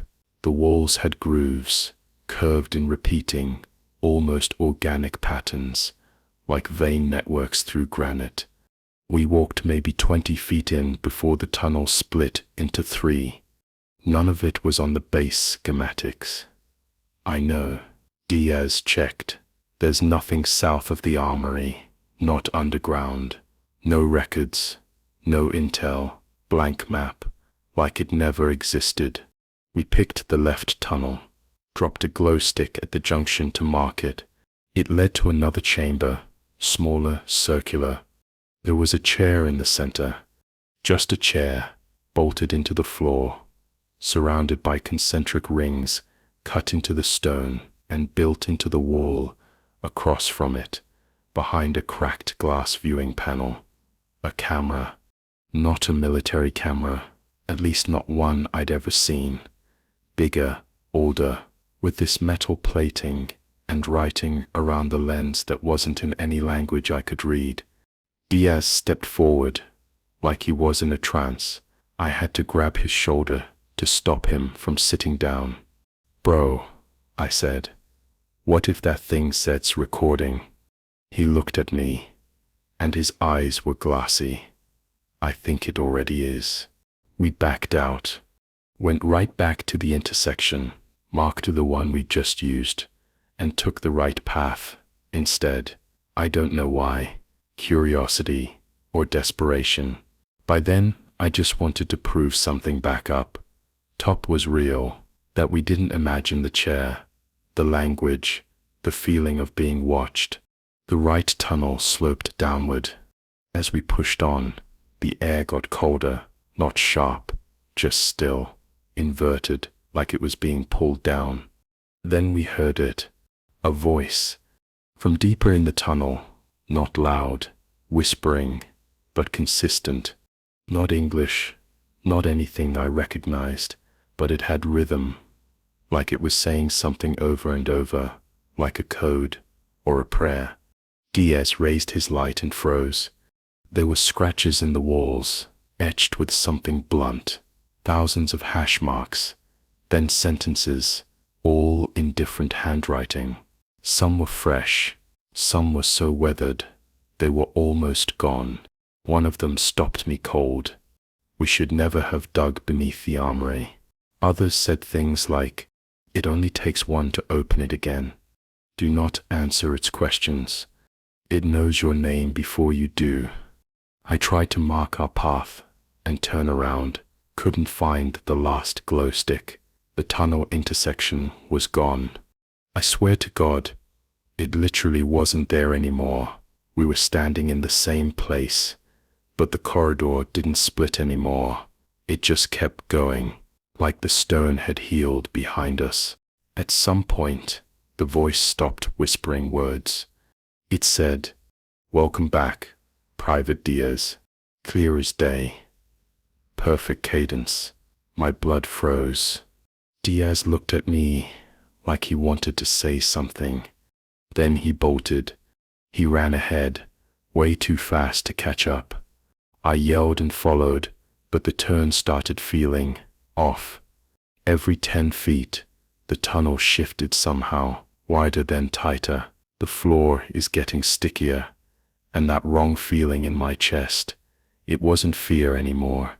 It was familiarity, like I'd been here before, like I knew the routes.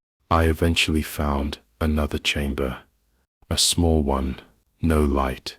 Just the splash of my flashlight, catching the edge of something shiny on the ground.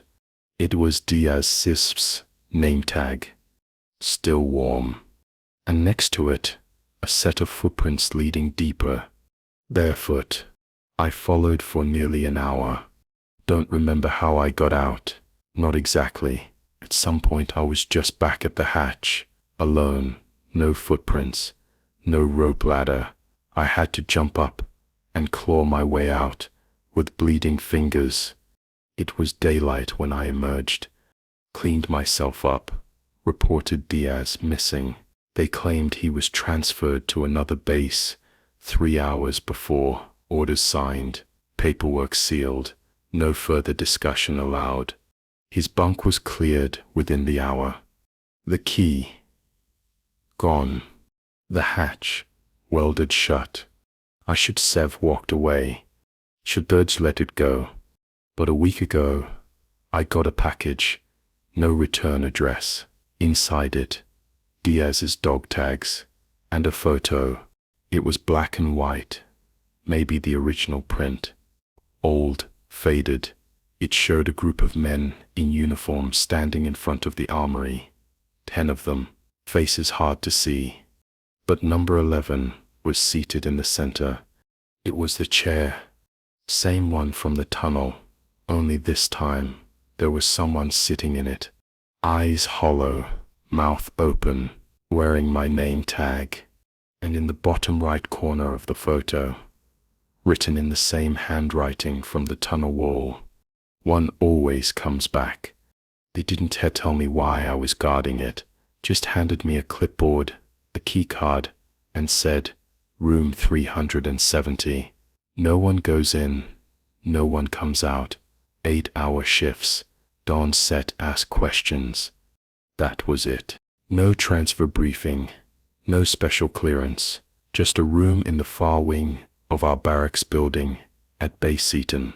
The hallway itself was mostly empty, part of the old wing, as they called it, closed-off areas we weren't supposed to use because they hadn't undergone reinforcement upgrades. But room 370 was lit, clean, powered, almost looked new, like someone was maintaining it, but nobody ever entered or left. I remember the first time I stood in front of that door. Something about it felt off immediately. The door looked just like all the others, but the light above it buzzed slightly louder. The air in that hallway was colder, stiller. I remember touching my fingertips to the metal knob out of pure instinct and pulling back. It was freezing, like touching a car bumper in the middle of winter, even though it was spring. I laughed it off at the time. Stood there for 8 silent, unbroken hours. No one came, no one passed by. Every shift after that was the same. I check in, scan my badge with the handheld they gave me, and stand silently outside of a room no one acknowledged. I started bringing books, quiet music, just to stop my mind from turning in on itself. You don't realize how loud silence can be until you've listened to it for that long. It was the 5th shift when I first heard the sound, soft, like fabric dragging along tile, just for a second. I pulled my headphones out, pressed my ear to the door. Nothing. Then knocking, slow and uneven. 3 knocks, then 2, then 1. Like whoever was inside couldn't quite figure out how to call for help. I froze. Checked my comms. Useless. This part of the building always had weak signal, but now it was completely dead. I called it in the next morning. My CO shrugged and said, "Room 370 is sealed. Hasn't set been opened since the structural fire in C03. What? I told him I'd been guarding it for 5 days. Live power, working locks. He looked confused, told me to check the door again, after shift. So I went back. Room 370 was still there, still lit, still cold, but this time when I used my scanner, the pad blinked red. Access denied, like I was never supposed to have entry clearance to begin with. I went back to the CO. He brushed it off again.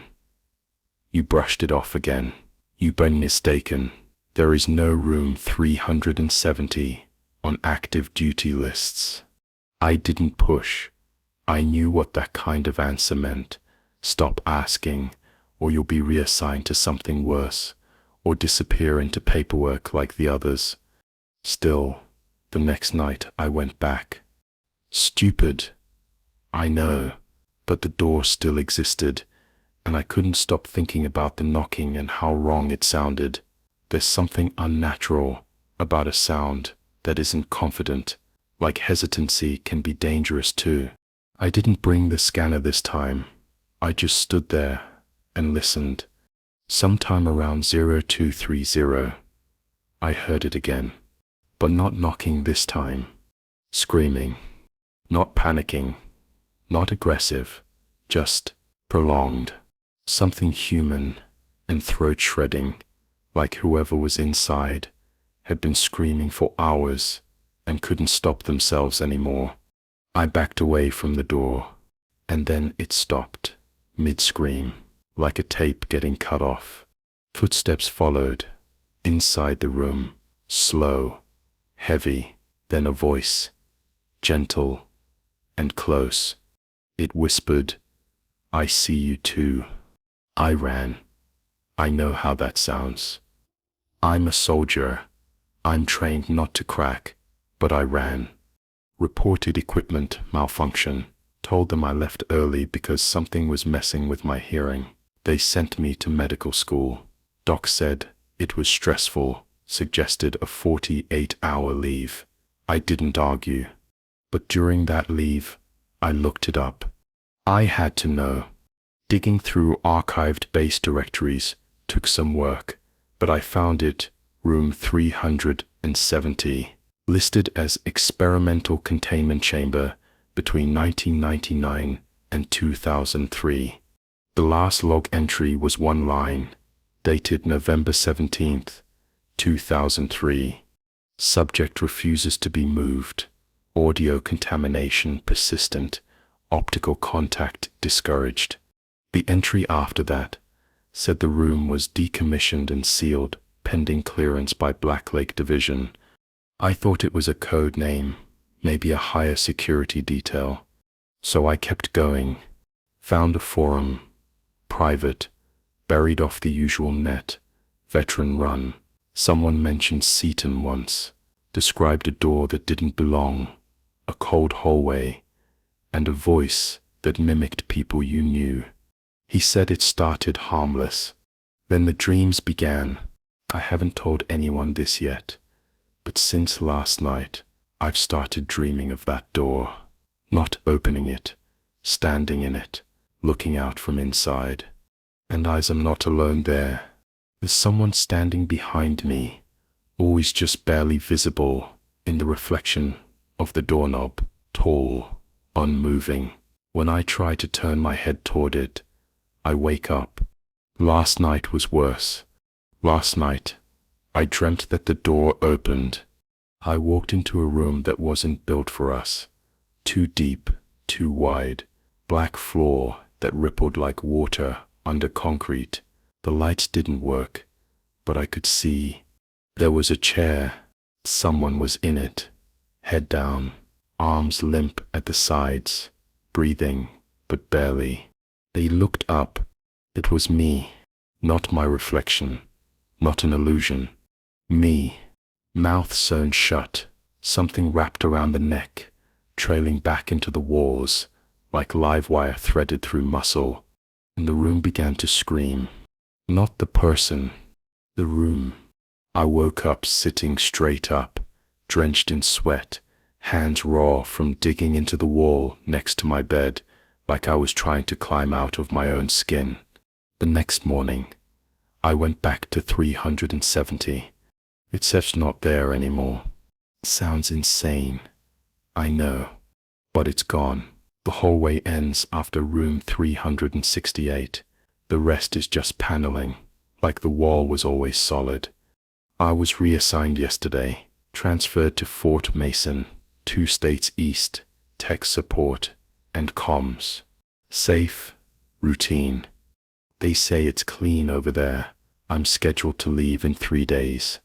But I just got a text. No number, no name, just coordinates.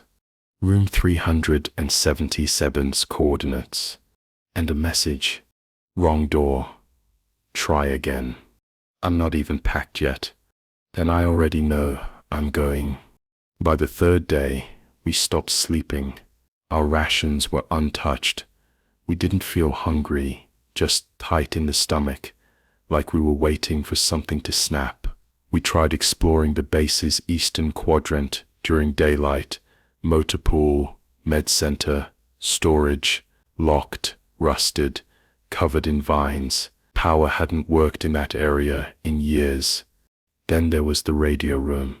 Under one of the admin buildings, we accessed a hatch to the old comms hub, built like a bomb shelter. No light, concrete walls, heavy air. It should have been stripped bare after decommissioning, but the equipment was operational. No signal, but on, all of it, humming. And on the far wall was a corkboard, dozens of Polaroids.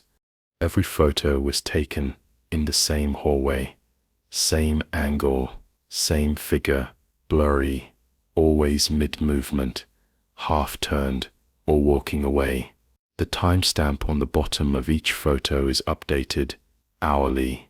The last Polaroid in the bottom row was blank, but written in smeared ink beneath it were the words, "Look behind you." I turned. No one was there. Nothing. Dunn didn't say a word, She stared at that blank photo for a long time, then ripped it off the wall and stuffed it in her vest. That night, the generator failed. We lit 2 red emergency chem lights, sat back to back with our rifles up. It was colder than the night before. Drastic drop, like stepping into a freezer. At 0411, Dunn leaned in and whispered, "I saw it." I didn't ask what. I didn't want to know. Her voice cracked when she said it. Dunn doesn't crack. She begged me to leave at first light, not wait for the others. Just walk. Radio be damned. It takes a lot to make a soldier panic, even more to make her cry. But tears ran straight down her face, silent, as she stared into the hallway. At sunrise, we packed. We barely said a word to each other as we crossed the quad. Then something hit me like a gut punch. Every door we passed was cracked open. None had been like that before. The wind wasn't strong enough, and from inside each one, it felt like something was watching, waiting to be acknowledged. Dunn made it to the gate before me. She turned around and froze. She screamed my name once before she was gone. Not disappeared, not taken, just fell backward, like she'd been yanked straight down through the earth. But the ground didn't move. I ran to where she'd stood, and all that was left was a burn mark on the dirt, circular, blackened, smoking. I called for her until my voice broke. Nothing. I ran, didn't grab supplies. I didn't sleep, just ran south, through miles and miles of dead forest. I don't remember most of that. Blisters, cold, hallucinations maybe, but I made it to a ranger post. 3 days later, could barely speak. They hospitalized me, debriefed, more like interrogated me. I told them everything. Every detail. The Polaroids, the burn mark, the footsteps. Done. They said Fort Hensley doesn't exist. Not anymore. Not as a military site. It was decommissioned, yes, but not in 2008. It was shut down in 1991, after an incident that they refused to detail. Civilian newspapers say it was a gas leak, but Army logs for Fort Hensley stopped abruptly June 3, 1991. No withdrawal orders, no casualty reports, just silence. The next week, I retraced the road there with 2 other officers who believed me. Couldn't find the road, couldn't find the turnoff. Hell, even the tree line was unfamiliar. It sits like the whole goddamn base vanished. I've since gotten reassigned. Quiet desk role. No one talks about Hensley. I asked once in a classified channel and had my access revoked for 24 hours. But here's the thing. 2 days ago, I got a package, no return address. Inside was one thing, a Polaroid, blurry hallway, same angle, same base. And this time, Dunn was standing in the center of it. Eyes black, expression blank, like the life had been scrubbed clean out of her. Written underneath, in the same smeared ink, "Honest, are you coming back?" We weren't supposed to be exploring anything. The mission was simple. Sweep the old Cold War-era bunker complex for structural stability before the engineers came in. Scan, tag, record, that's it. No digging around, no ghost stories, no going deeper than necessary. But if you drop 4 bored military engineers into a decommissioned underground facility for 3 days with nothing but weak Wi-Fi, bad lighting, and creaking steel doors, something's bound to go wrong. It started the first night. We'd set up a staging area near the command center, what used to be control for launch protocols back in the late 70s. Dust everywhere. Yellow-brown maps pinned to warped corkboards. Decades-old cigarette butts still sitting in ashtrays like everyone just stepped out for lunch and never came back. The place smelled like oil, mold, and that weird mildewy sting you feel in your throat when you're too deep underground. We joked about radiation.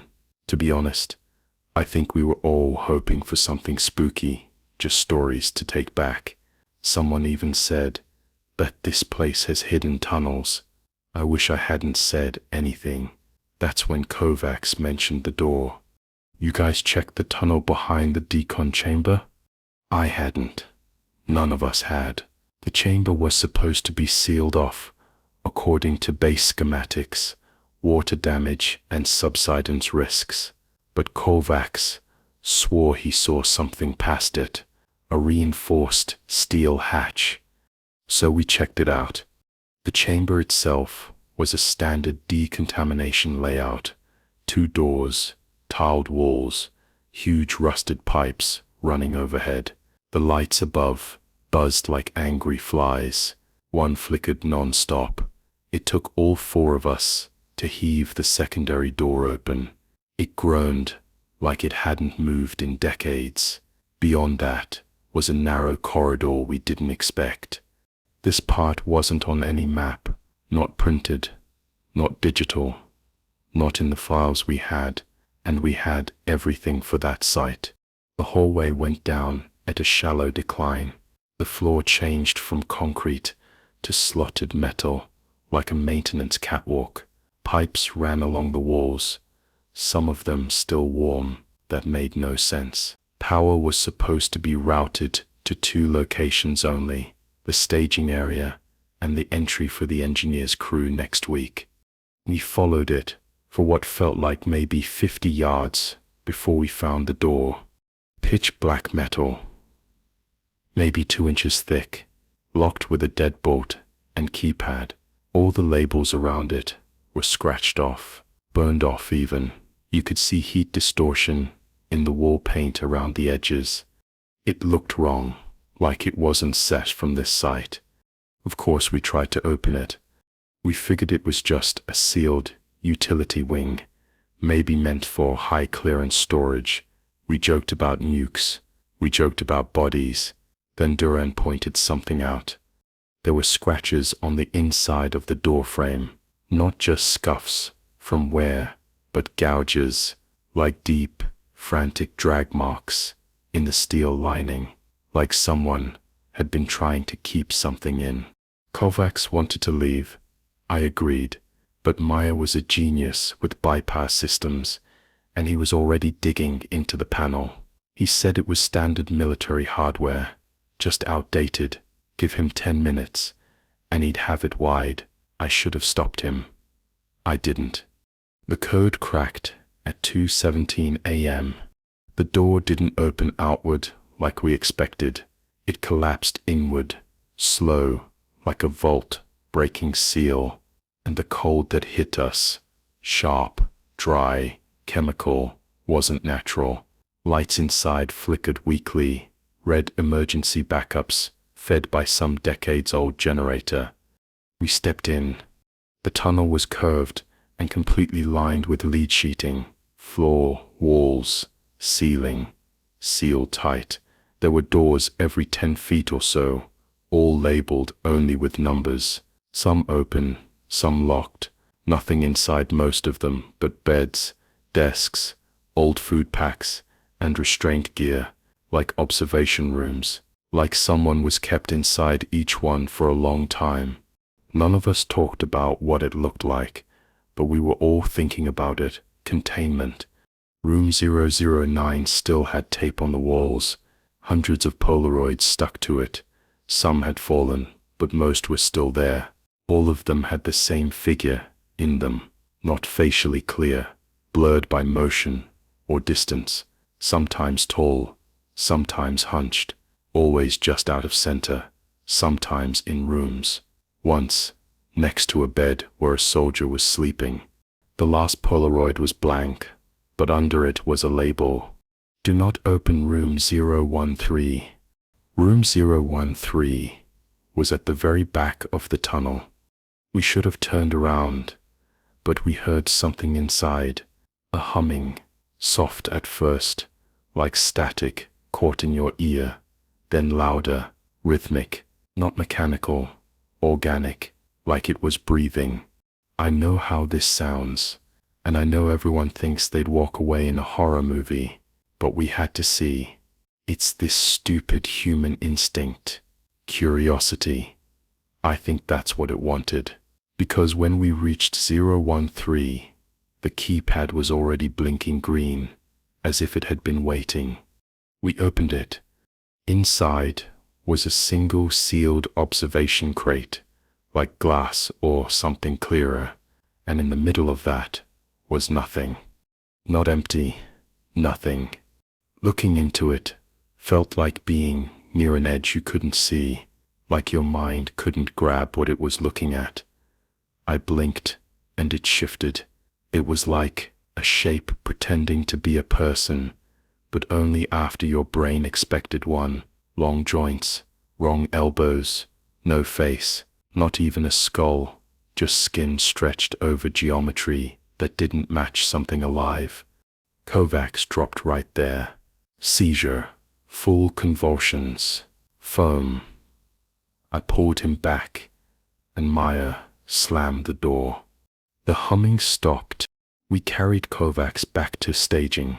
His pulse was weak and eyes open, but blank, not unresponsive, just focused, like he could see something we couldn't. We called the command, no signal. This time, not just weak, jammed, like something was interfering with us, directly, static scream, every time we keyed the mic. Kovacs kept whispering one phrase, over and over.